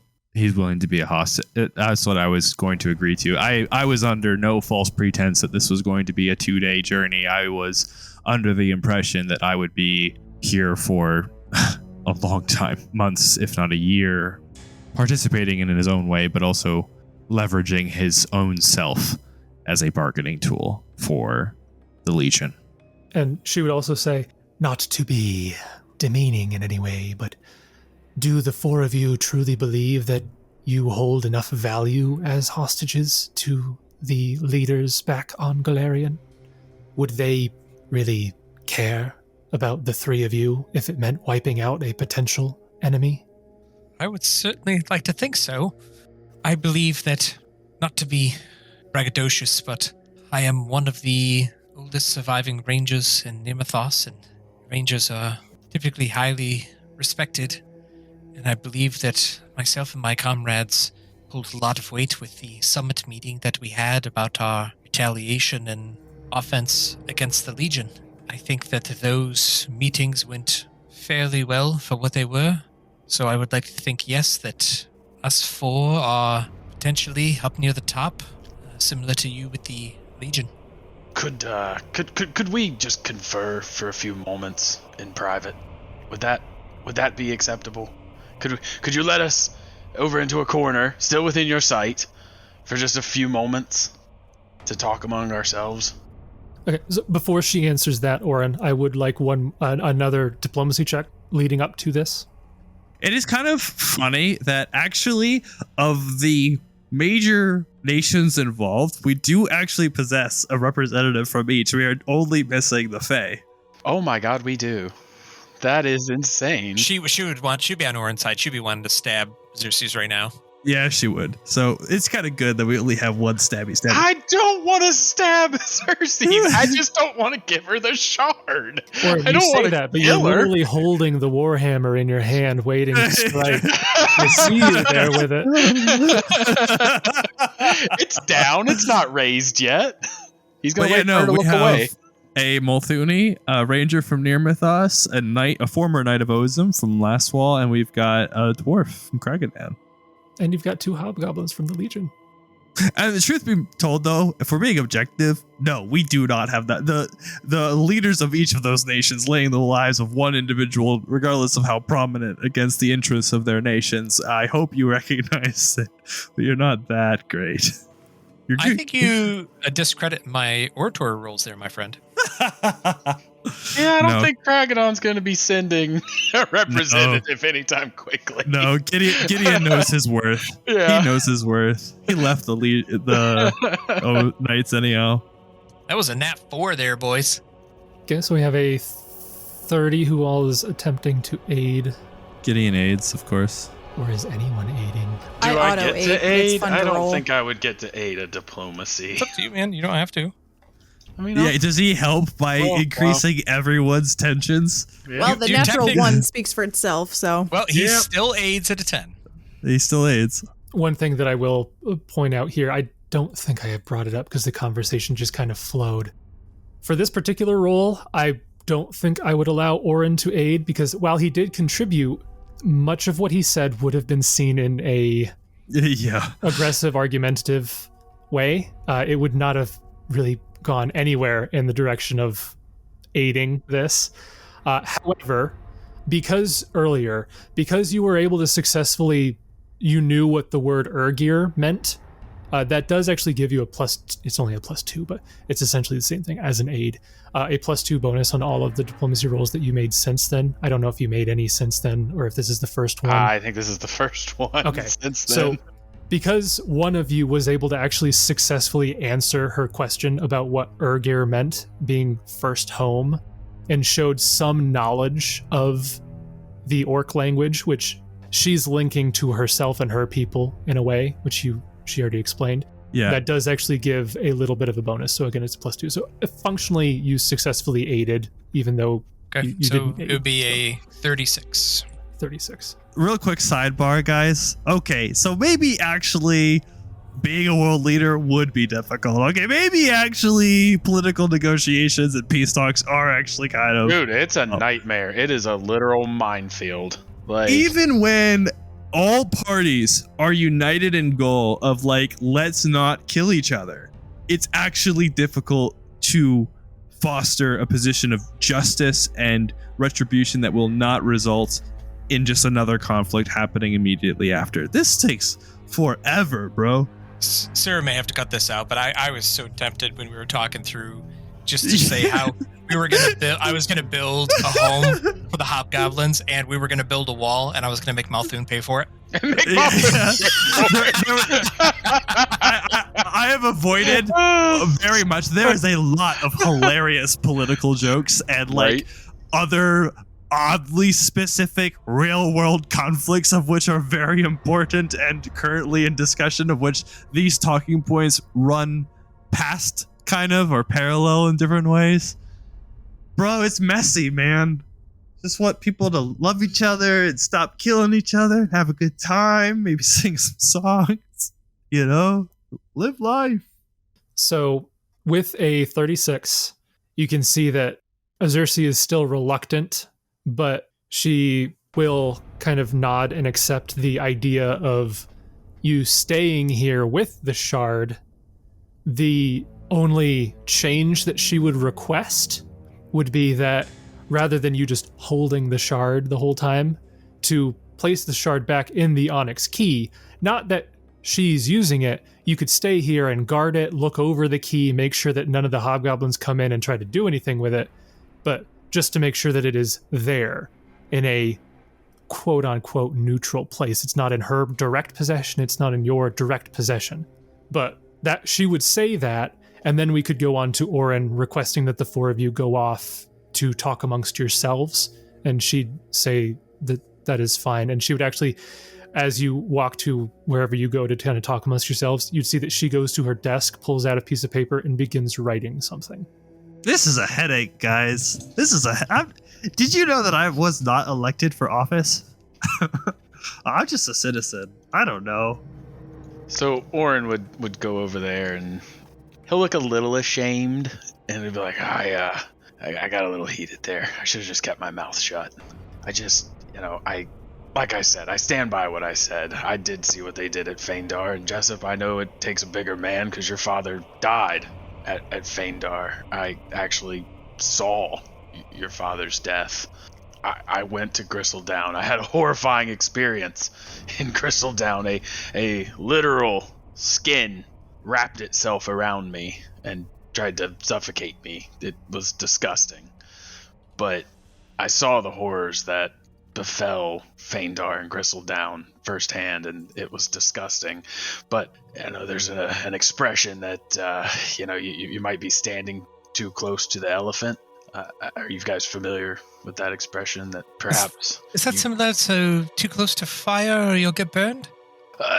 No, it's more that you're standing so close to a large object or a large event that you don't see the whole event. You don't see the whole object. You don't see every angle from it. And I think possibly my experiences over the last several months might be blinding me. If you guys think that the right choice is to give across the shard and you think we can trust the Legion, and he'll kind of shake his head at that, then I won't stand in the way, but I really think that's a bad idea.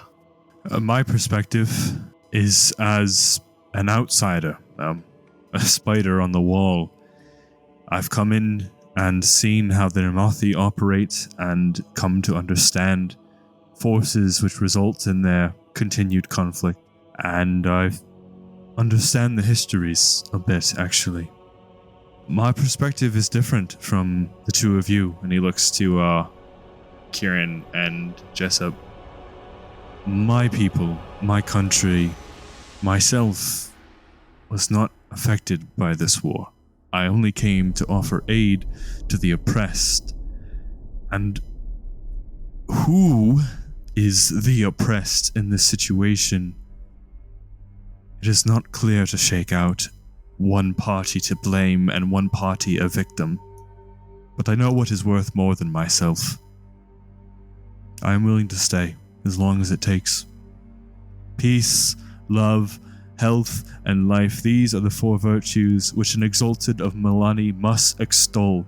I temper all my choices, weighing the four of them. And in terms of risk, Oran, I do not know, but I add my own, and that is hope.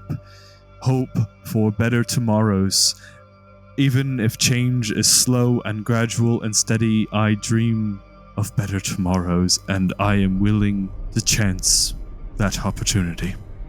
I would agree, Gideon. I mean, all people deserve a home. He's not wrong.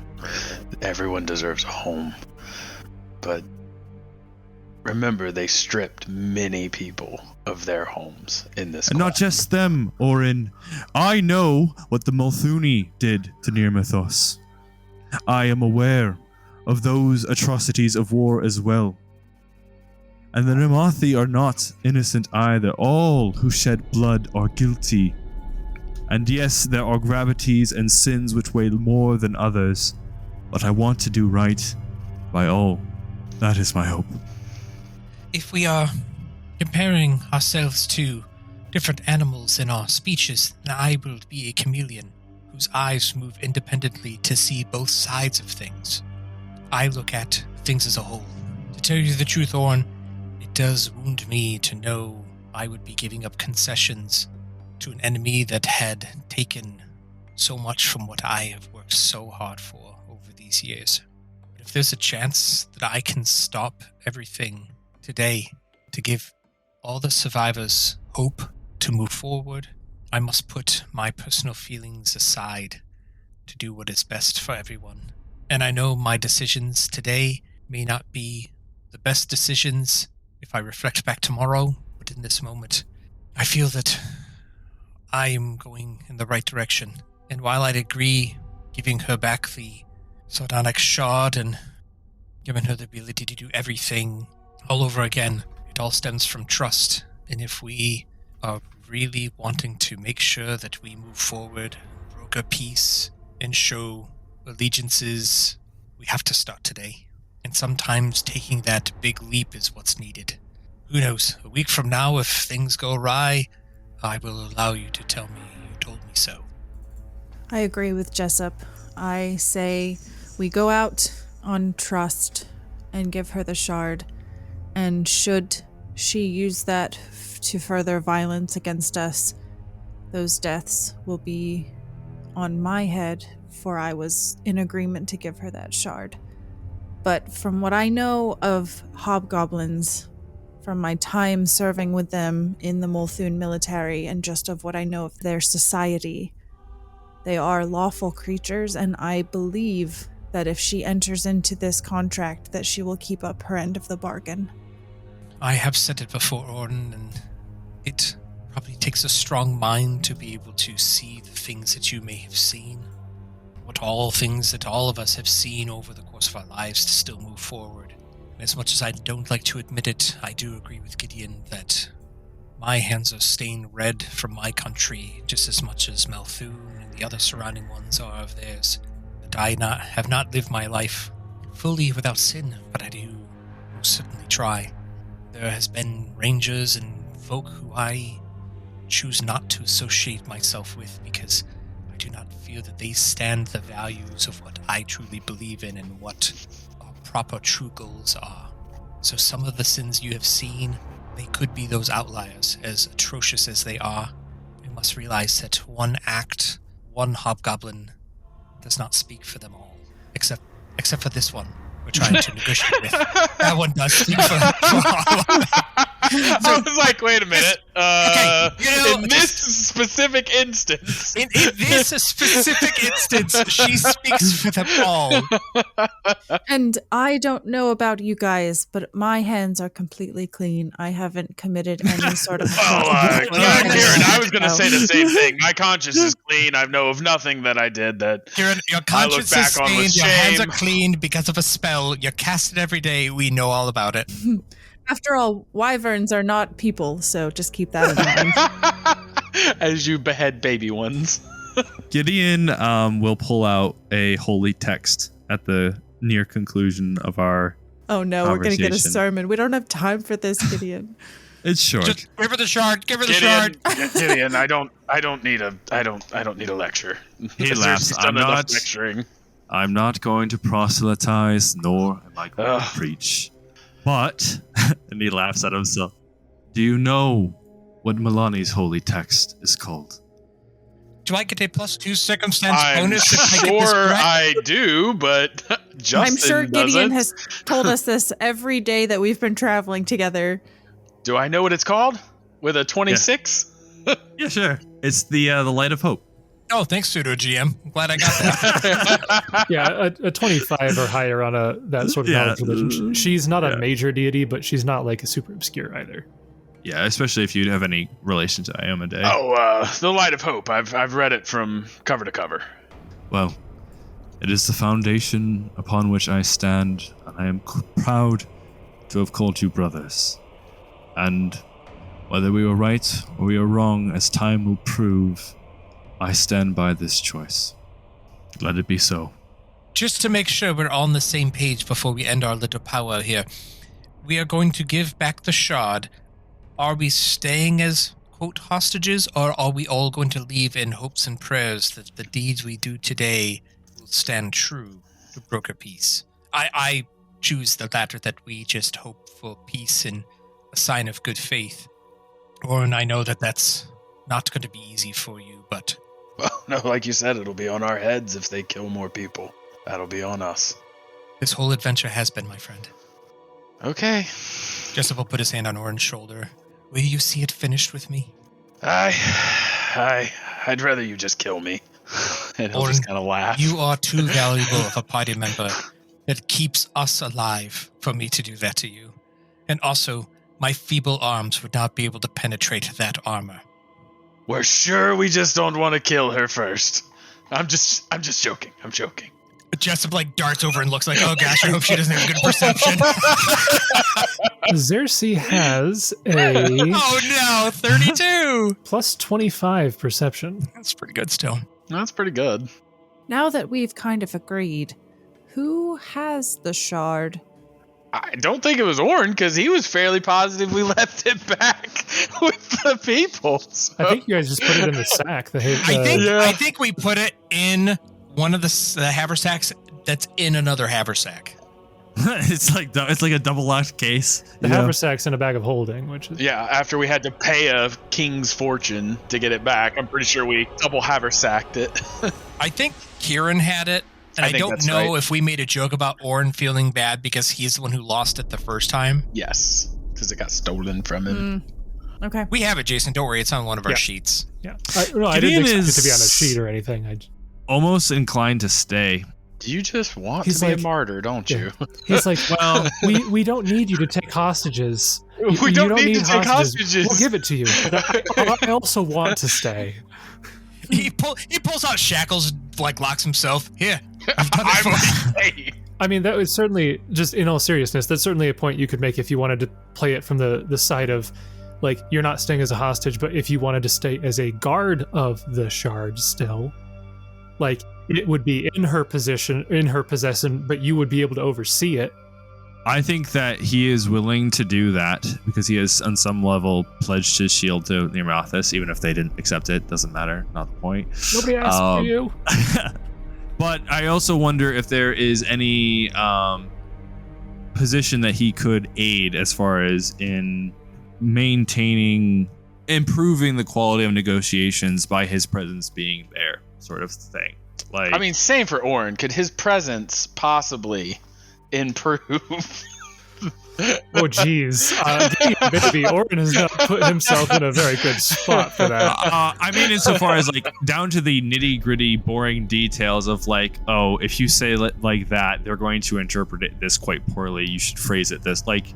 Being involved in some level of trying to make sure that tact is maintained. That's not a bad idea, because you would imagine that they could use the advice in the real world type sense. That would be, what are they called? Technocrats is what they're called. Yes. They're basically foreigners that go to other nations to basically teach them how to interact with other nations. Yeah. So that you don't commit arbitrary cultural faux pas in the attempts of legitimate efforts towards peace. He would like to behave as a diplomat. Yeah, obviously, that's what he wants to do. Gotcha. Really, we're going to rely on Gideon to be a diplomat on how you should act in normal society. All Gideon is going to teach is tea ceremonies the entire time. Every answer Xerxes is going to give us from now on is unclear. I'm like, Gideon, will you stop? No, what's going to happen is he's going to be like, here, I will teach you the best way to gather berries for your people. First, start by removing all of your armor. This is how we do now it. remove your clothing. I just think that Gideon is actually fairly well read. Not nearly does his bardic knowledge compete with Jessup because of class, but he okay. he studied the world religions quite extensively, and I think that he would be good in that role, and I think that's what he would be motivated towards, because it also acts as a gesture of goodwill and good faith for all parties if they see that there is a human in future peace talks working with the hobgoblins. That also communicates. You could add a hobgoblin to your retinue of holy gods. Yeah, Do you even speak hobgoblin? Yeah, I will learn how to. I'll learn how to. As you guys level up at the end of the AP, he'll put a point in linguistics and learn how So he goblin. can do goblin. He speaks goblin. Yeah, he does.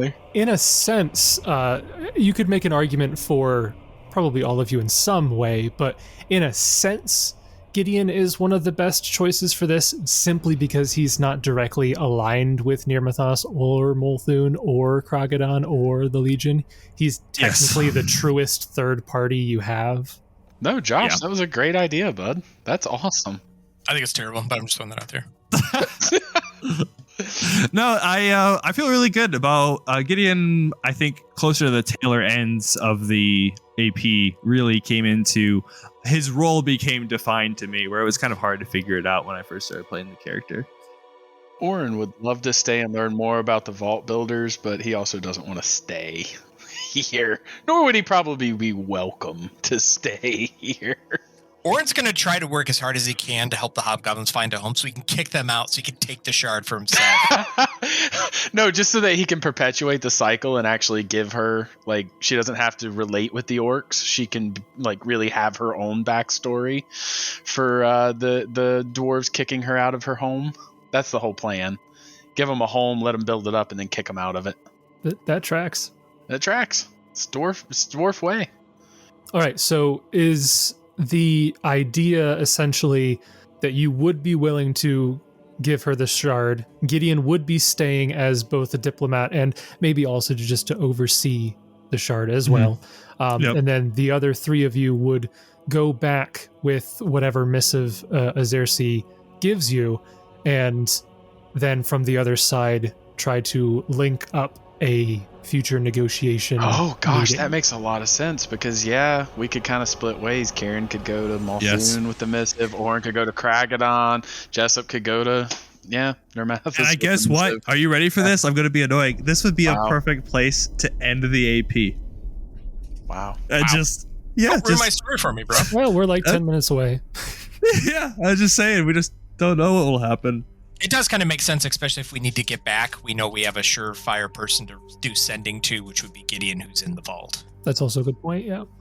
So, all right, I think that makes sense. My only condition is that Oran has to be the one to hand Azersi's shard.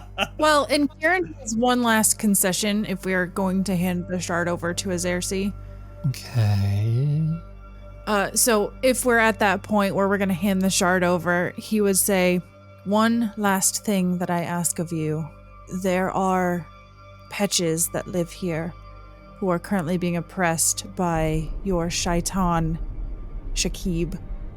We ask that cease. There have been threats of violence against them if they do not meet quotas of adamantine mind. If peace is going to come between us, it needs to also happen with the Petches. Well, you'll be happy to know that should our negotiations be fruitful, then the Legion would not have so much of a requirement on adamantine. It should not be difficult to speak with Shakib and have him perhaps move on to other areas on the plane of Earth that'd be more fruitful to him in times of peace. Kieran will just nod. Like a half yes. Yeah. Okay. Yeah, that's like a yes, like baby. a half yes. Yeah. It's like if the future pans out where we don't need those things, obviously we'll stop killing if we have to, but like while we need to kill, we're gonna kill. Again, it's like she said before, is that she isn't going to give you straight answers for everything, because again, she's not going to take promises or requests from people who don't have the authority to give them yet. So she's saying, yeah, maybe. She's a politician through and through. Yeah, it was kind of like Kieran was asking it in good faith, and he can't really do anything to stop it if we're going to be heading back. It was more just, here's an issue that we came across, please handle it. But actually, she's like, oh, the day between you leaving here and you fighting Azersi, I had them wiped out. They're already gone. Right. That's not an I've issue. massacred all the Pesh. They're all dead. We killed them. Yeah, it just says you shouldn't have to worry about that. knowing full well that she's murdered all of them already. We will no longer make them pay. Oh my He's gosh. like, yeah, they don't pay us no more. It's okay, we're good. Kieran pulls out a scroll of sending to send to Sabernar and tell him the good news, and there's just no response on the No response. All right. So, in that case, you would go over, and I assume Kieran or whoever has it would bring out the shard And then she would bring out the paper that she had written. And before handing it off, actually, she would walk over to this area of the room, this little semicircle area, place her hand on the wall, and there would be a compartment that opened up. And inside you would see a floating object. It's almost like a miniature image of the citadel itself. And you would recognize this as the actual sardonyx, or the actual onyx key that has all of the different onyx shards around it that they use to make the towers, and where the sardonyx shard would go.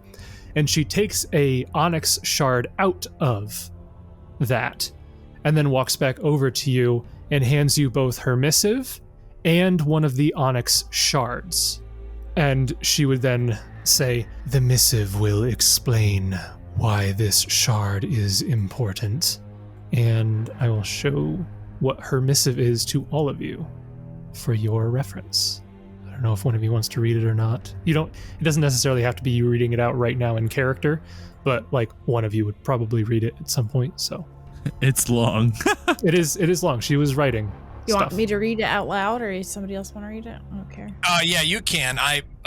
Jessup's good. Brandon's illiterate, so check yourself out. Okay. To the representatives of Nirmathos and Multhune, Forest Marshal Wesleyan Gavrick, and General Lord Catra Sabine from General Azersi of the Ironfang Legion. I have met with the heroes of Longshadow to discuss a possible ceasefire between your forces and mine. While I doubt negotiations will result in a mutually acceptable compromise, they have convinced me to at least present the opportunity. Therefore, I am willing to meet with you at a neutral location in the Nesmian Plains in 1 month's time. I take that such a length will allow you to fully prepare for a meeting of this magnitude. In attendance will be myself, 2 of my commanders, Targrath and Kralos, as well as a hand-picked selection of 10 guards. We will arrive at the designated location via an onyx tower. I have provided the heroes of Longshadow with an onyx shard, which will allow them to construct this tower when the time comes. However, the sardonyx shard will remain in the vault as a means of escape for my entourage, should you take this as a chance to trap us. The current state of this conflict is not advantageous or desirable for anyone. Our current future is a long and bloody war, from which neither side will truly emerge victorious. I suggest you consider what your people truly want. For your consideration, here are my demands for negotiation and offerings the Legion can provide. The Ironfang Legion demands territory be granted to it upon which it can establish a sovereign nation. I will present 2 such possible locations. Vast expanses of the Nesmian Plains lay undeveloped due to the presence of dangerous beasts. Such threats do not trouble the Legion, which will make much better use of that land than either Nirmathos or Multhune. Likewise, much of the Mindspin Mountains, which separate Nirmathos and Multhune from Nidal, is also unpopulated. The Legion can see to the development of this region. The Ironfang Legion demands the return of all prisoners of war, should any have been kept alive by your forces. It also demands that the bodies of fallen soldiers be returned for proper burial or resurrection. The Legion is willing to reciprocate this action. In addition, the Legion can provide a sum of diamonds for the resurrection of key figures within Nirmathos and Multhune, most notably for former General Lord Vetragen Sabine, whose body is currently kept in the Onyx Citadel. The Ironfang Legion demands that any creatures within the borders of Nirmathos and Multhune who are recognized as monsters be granted safe passage to the Legion's new borders upon request for asylum. Unprovoked hunting of such creatures must cease within the borders of Nirmathos and Multhune. Creatures who commit acts of violence and crime after the signing of this agreement will be judged according to the laws of Nirmathos and Multhune, but those with prior offenses who seek asylum with the Legion will be judged by the Legion.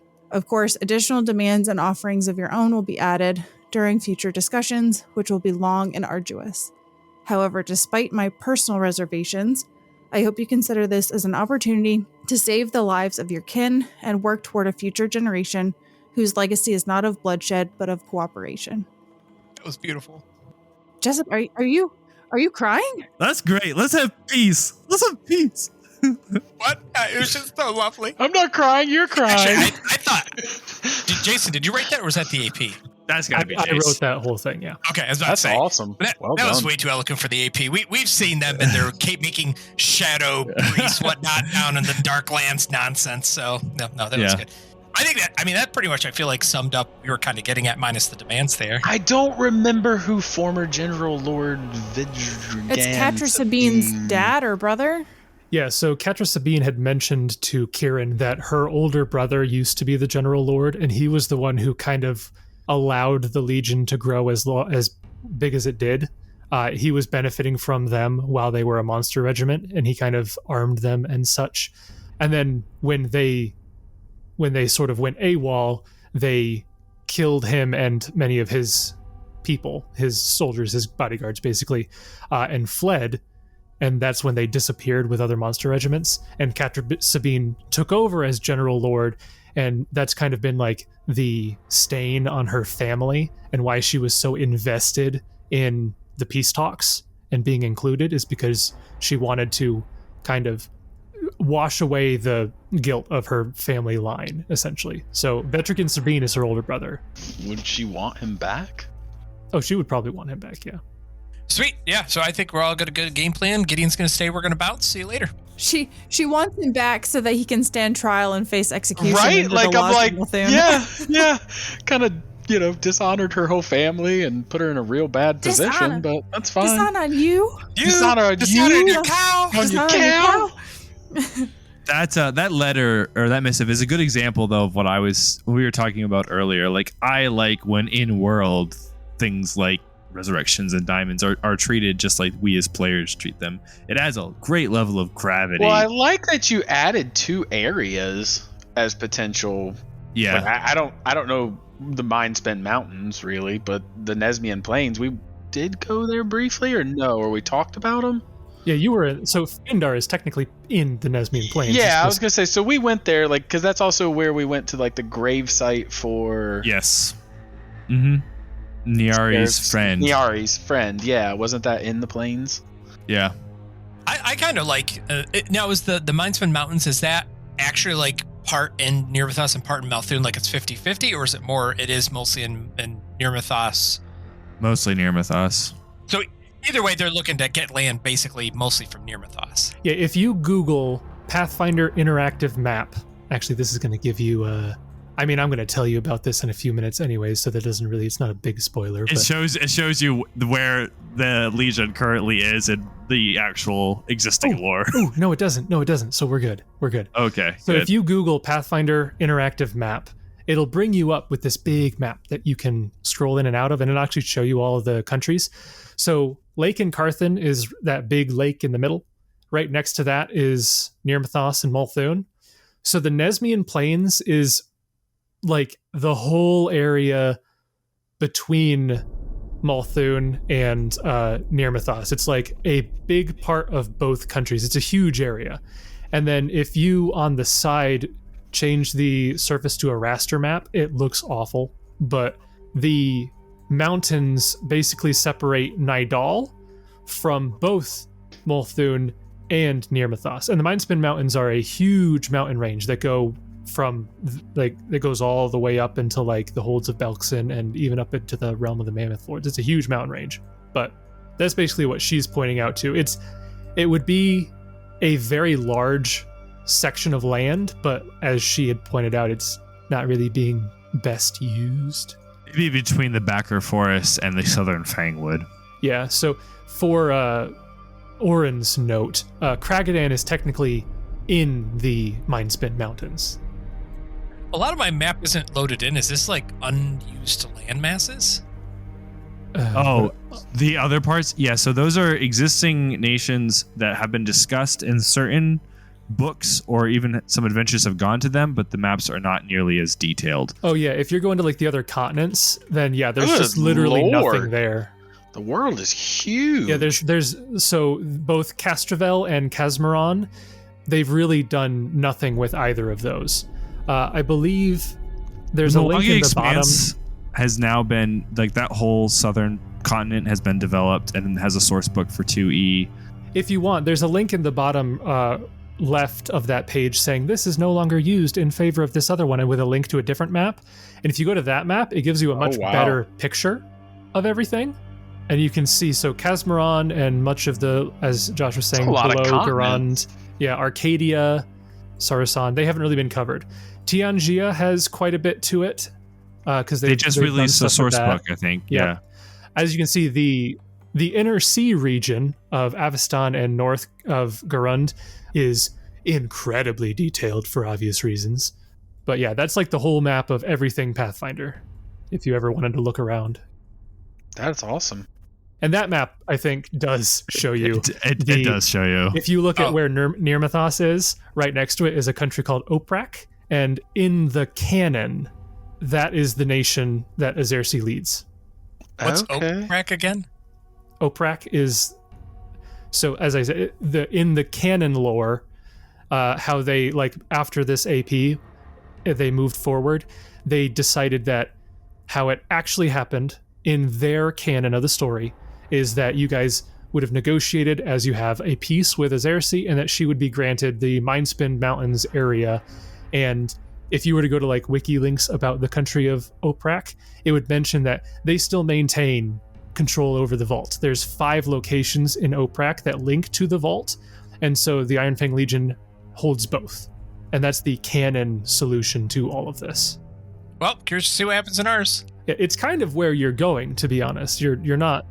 Don't look at too much of that map, because I'm looking through it now. There are spoilers for at least 3 major events. There's probably a bunch of stuff that, like, a lot of these you wouldn't really even know unless you were really into the lore. Like, if you... Yeah. Like, some of these countries, I don't even know what they are. I don't know if they're spoilers or something. I have no idea.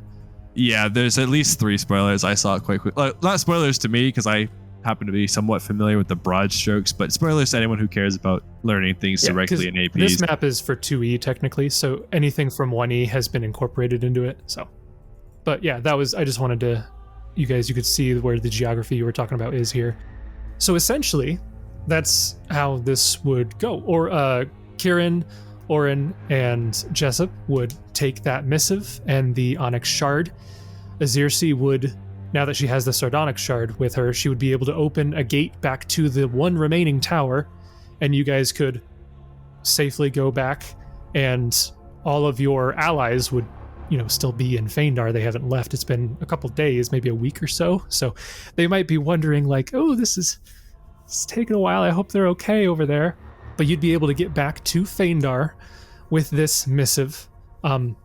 Obviously, there would be quite a bit of concern on that side with this outcome, and you would have to spend some time convincing them to go through with negotiations and to put an end to all this war. But the full conclusion of this month-long negotiation and everything is kind of beyond the scope of this adventure, as the book would put it. But you have very successfully stopped Xanathura and her doomsday device, and you have also laid the groundworks for a potential peace between hobgoblins, Nirmathos, and potentially Multhune, which, as far as I can tell, is one of the best outcomes that you could have come to. So I guess all that's left is, what do you foresee the 4 of your characters doing moving forward? Let's say in the near future, like, what would you like your characters to do as part of the negotiations? Doesn't have to be like super detailed, but just like, what is your role in this, do you see? And then after negotiations, what do you think your character's doing afterwards? Where do they go in 5 years or so? And we can just go down the line, I guess. We can start with Kieran. What are your thoughts? So during the negotiations and then after, is that what you're asking? Yeah, like, what do you think Kieran is going to do while the negotiations are going on? And then once they have completed, what do you think his future looks like? So this is assuming that we're not needed during the negotiations, correct? You could be needed or not needed. It's up to you. Like, if you wanted to actually partake in them, I'm sure no one would deny you. But if you wanted to say that this is, at this point, kind of out of your hands and it's in the hands of the people who are leading these countries, then I don't think there would be any heavy resistance to Kieran going off on his own too, if he wanted. Okay. I think he would like to be part of the negotiations, and I think he would finally come out and tell everyone that he is from Multhune and give his story and kind of put everything out in the open so that he can also help negotiate from that aspect. I think he would want to be involved as much as they would allow him to be involved, but he also recognizes that he has no authority to speak on behalf of Multhune, so if he is in over his head, he will take a step back, and I think he would like to observe the talks if that's allowed, even if he's not participating in them. So it kind of depends on what the leaders would allow, but I think he would probably be involved as much as he could. And I think after the talks, it kind of depends on what happens, but if the negotiations allow territory to the hobgoblins, I think Kieran would offer his services to help them establish a country, which seems out of character, but I think he's trying to go out in good faith and be like a bridge for further trust between the nations and maybe help them slowly assimilate into human society, but he recognizes that that's going to take longer than he has. So I think he would try to do little things here or there, but also in the long run, I can see him confronting his father about things such as his grandfather's death, because he feels his father is responsible for that.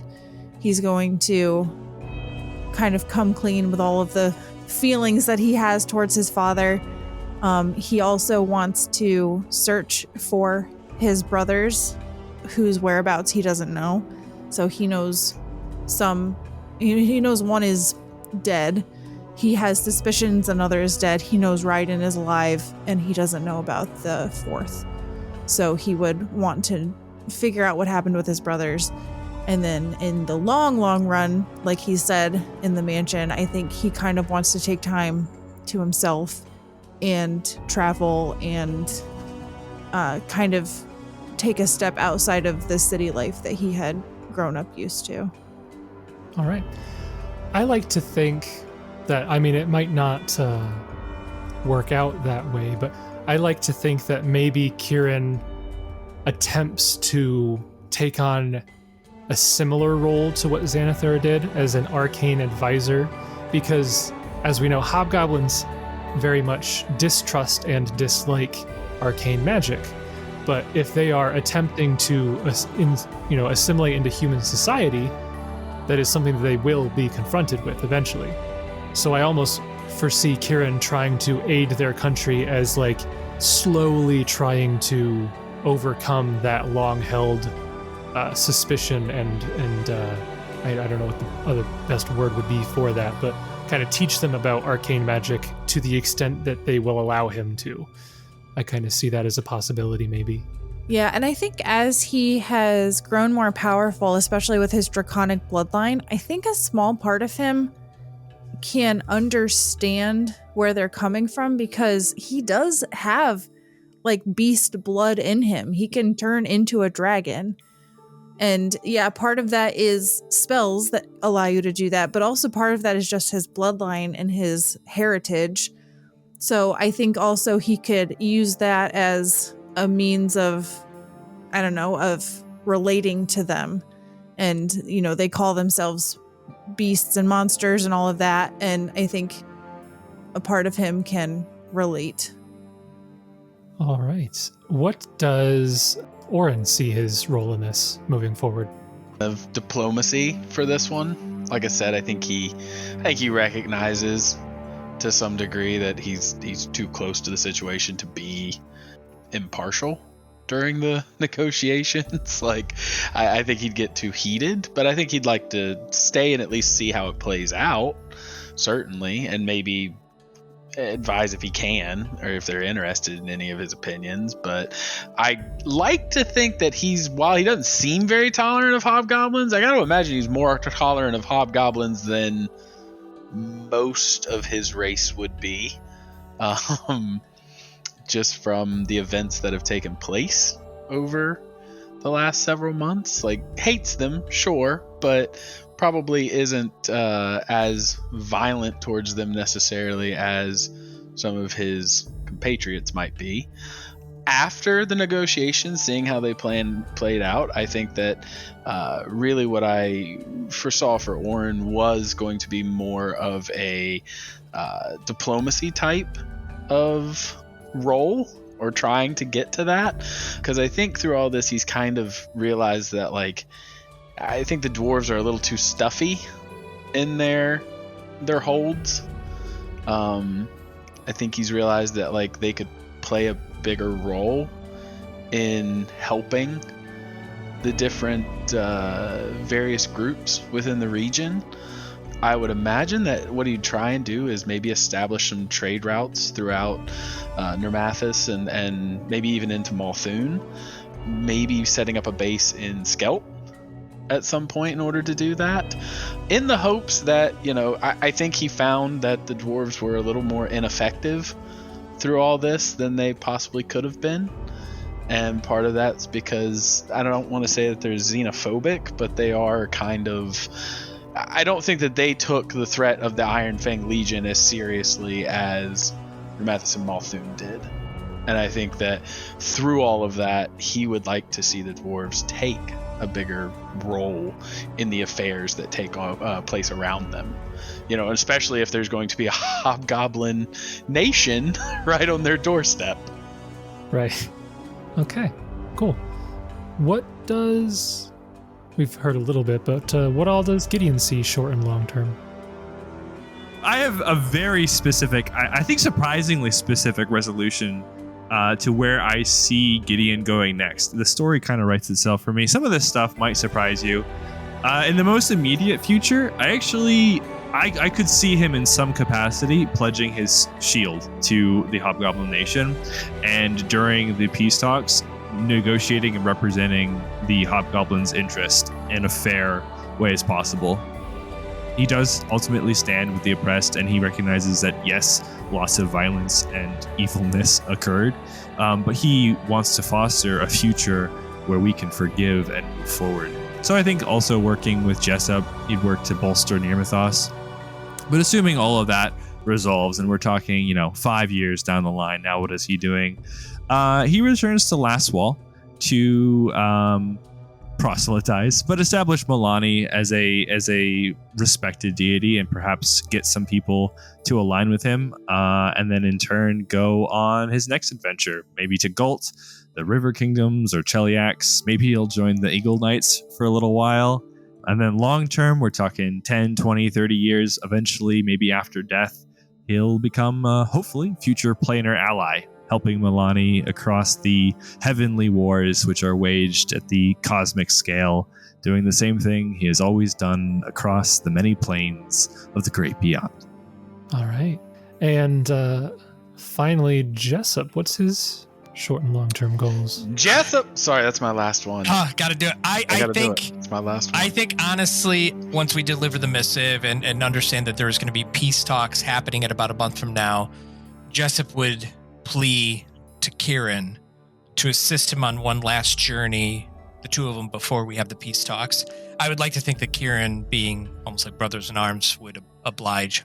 So when the peace talks commence, out walks a shorter, stouter humanoid figure, Aww. lighter in complexion, and he would be here to make sure everything goes smoothly one last time.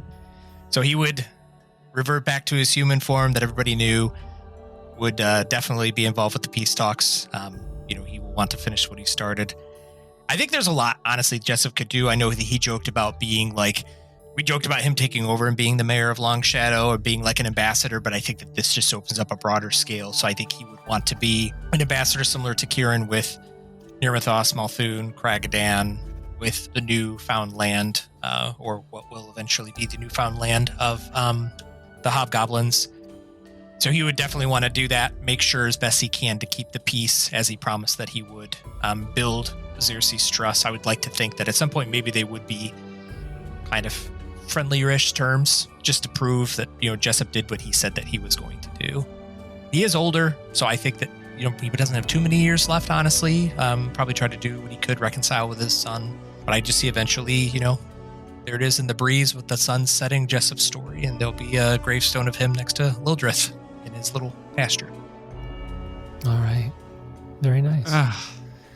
And so with the four of you kind of playing your own parts in this negotiation and your roles afterwards, I foresee the future of this area being very positive. I think that the hobgoblins would eventually be granted their land, just like Oprak is in the canon, but I see potentially them be granted more land in between Nirmathos and Multhune to serve as sort of a buffer between the two, and that would then potentially move towards peace between those two nations, as it would be quite a bit more difficult to invade one or the other with someone in the middle to kind of keep a triangle of power, so to speak.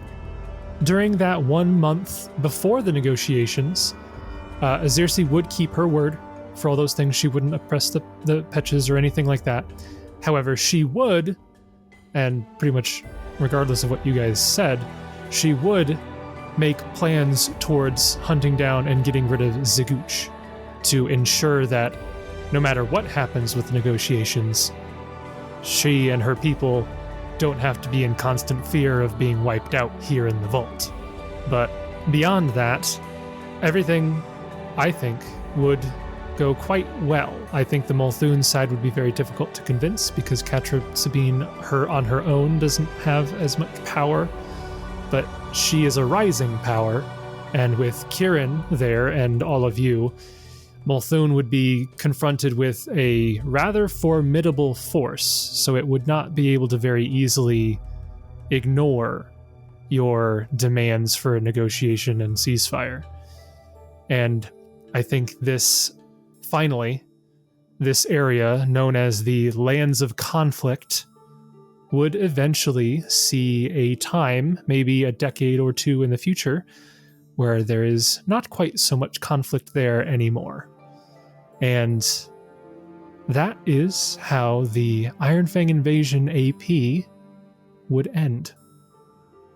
Oh my god! Oh man! What a journey it's been. I love you guys, but holy cow!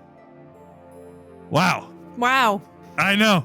The culmination of what, 3 years? It's been a long time, yeah. It's so many emotions that hit you at once when you conclude something like this. You just so many moments just flood back into your memory, flashbacks of great sessions, wonderful laughs, crazy story beats, and character arcs that really just culminated into a final, excellent, a great chapter of my life. I'm so grateful to all of you, to Andrew if you listen back, to everyone involved, all the characters you brought, all the stories we told, Jason, all the great voices and the ways you added and modified and improved upon the AP to make Tuesdays a sanctuary for me. I'm grateful to all of you. I learned one thing and one thing only from this AP. Yeah, what's Okay, that? ready for it. Never accept apples from a centaur. And that's it. That's the very only true. thing I'm walking away with is never accept apples from a centaur. I wasn't here to learn that message, so I guess I'm still debate on that. Oh, that's a story in its own. That's a good story. I loved how slick Aiden was with trying to figure it out without saying it. Oh, let me feed this to my horse that I have. Yeah. I'm sad I did not start from the very beginning, but I was happy to find a perfect way to fit in with the story and bring probably one of my favorite characters to life. Brandon, I can legitimately say I love every character I've ever played with you. Your characters are fantastic. Very fun. They're wonderful. All of your characters are fantastic. Nyari was fantastic. Jessup was great. Gideon's awesome. Aiden, while he whined a lot, I liked Aiden. And I think he could have been developed really, really well over the course of the AP if he hadn't died so early on. Talk about an arc where, you learn to not hate. Kieran was fantastically done. No, you guys are great. Yeah, it was good. I think my favorite moment, though, just to throw it out there, even though it was near kind of the very beginning of the story, I want to say that it was probably book 2 at some point, is when we went back to Miss Home to talk things through, and then that's when Aiden and Josh learned that Jessup was his uncle, and a ranger. Oh, I yeah. still love going back to that Yes. episode, watching That was Josh so process that good. for a second. Yeah. It was like, wait, what? So And it was like 3 good. seconds later that it like clicked again, and it was just. Yeah. I've never seen somebody's mind so blown before. It was a good moment. And I even told, like, Sarah knew about it, and every day at work, I would always be like, I think this is going to be the episode. This is going to be the one we're going to do it. And then it just never lined up. And I told him, like, I just couldn't do it. It just wasn't the right moment. And then when it finally happened, I think it was exciting for both of us to go back. And I think that was probably the topic of conversation for a couple days at work, at least. Oh, I'm sure. it was. And, I dream about Aiden and what his story could have been. But there's a lot of peace in knowing that, like, on some level, he was a testament to, flames that burn bright, burn quick, and I always think of him as being someone whose innocence was stolen, and he, like you had mentioned, Justin, he was giving into hatred, absolute hatred, especially at the beginning. Oh, he was full of vitriol. Yeah. And unpacking, like, learning your enemy, it kind of spoilers, but Vinland Saga kind of style. At the end, I could see his conclusion would have been, oh, I have no enemies. There's no one that I fight, And I'm okay with knowing that was going to be what would have happened, and being okay with him burning before that resolution. I think he rests quite comfortably in Elysium now, I hope. Yeah, I'd say that for my part, and maybe this. So, I've had a great time running this AP. It's been a lot of fun. I've loved all of you guys as players and the characters you've had, and it might be recency bias, but I think my favorite moment of the AP was this session, because I've been worried for a while. I was like, this AP technically doesn't end in a climactic boss fight. It's a negotiation, and I was like, most APs don't do that. I don't know how that's going to work out. Is that going to really feel like a big climax to end it all on? And I thought that this whole session here after the fight with Xanathar, this whole conversation and everything has gone through fantastic. I've loved every bit of this particular back and forth between you guys and Azersi and all this. I thought it's been great. I've really liked this bit. I loved it because it reminded me of it showed a lot of growth, especially in Oran. From the first time that his stubbornness split everyone that he cared about to go their separate ways, way back in book 1, right? Yeah. To where this time I think that's where he's seeing it again, and he was like, "Oh, I'm doing it again." and he realized, and I think that there's a powerful testament there that I also very much loved the way this session played out. I think it played to each character's strengths in really awesome ways, and I do think it was amazingly poetic how there were representatives from the major players. Right? Like, Didn't even catch that. Oh, that worked out great. Yeah, right. We just happened to be the representatives of the 3 to 4 people that really would matter and actually have been the characters to make a difference.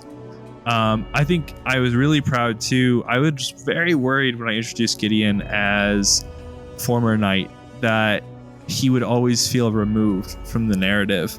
And I feel like I have a lot of joy in this final session because I feel vindicated or justified that, like, no, that's why his character was important, because only he could have helped bridge some of the gaps that were bridged. He provided that nuanced perspective, that peace, that resolution between conflicting dogmas and political ideologies and nations and peoples. He was able to do it, and that's why he was important. And that was really rewarding, because for the long portions of the story, I felt like he was a little as an outsider, not involved with the emotions of the main narrative. So I mean, we were worried too. Our first interaction with you, you're naked berry picking. I mean, we didn't know what to expect. All right. Yeah. Well, with all that said, to anyone who has been listening, thank you for going along this journey with us. It's been a great time, and I look forward to the future games and modules and APs that we play as a group, whether we record them or not. I look forward to playing more games with you guys. But for now, this will be the Ironfang Invasion AP coming to a close, a good resolution, and mildly heroic signing off.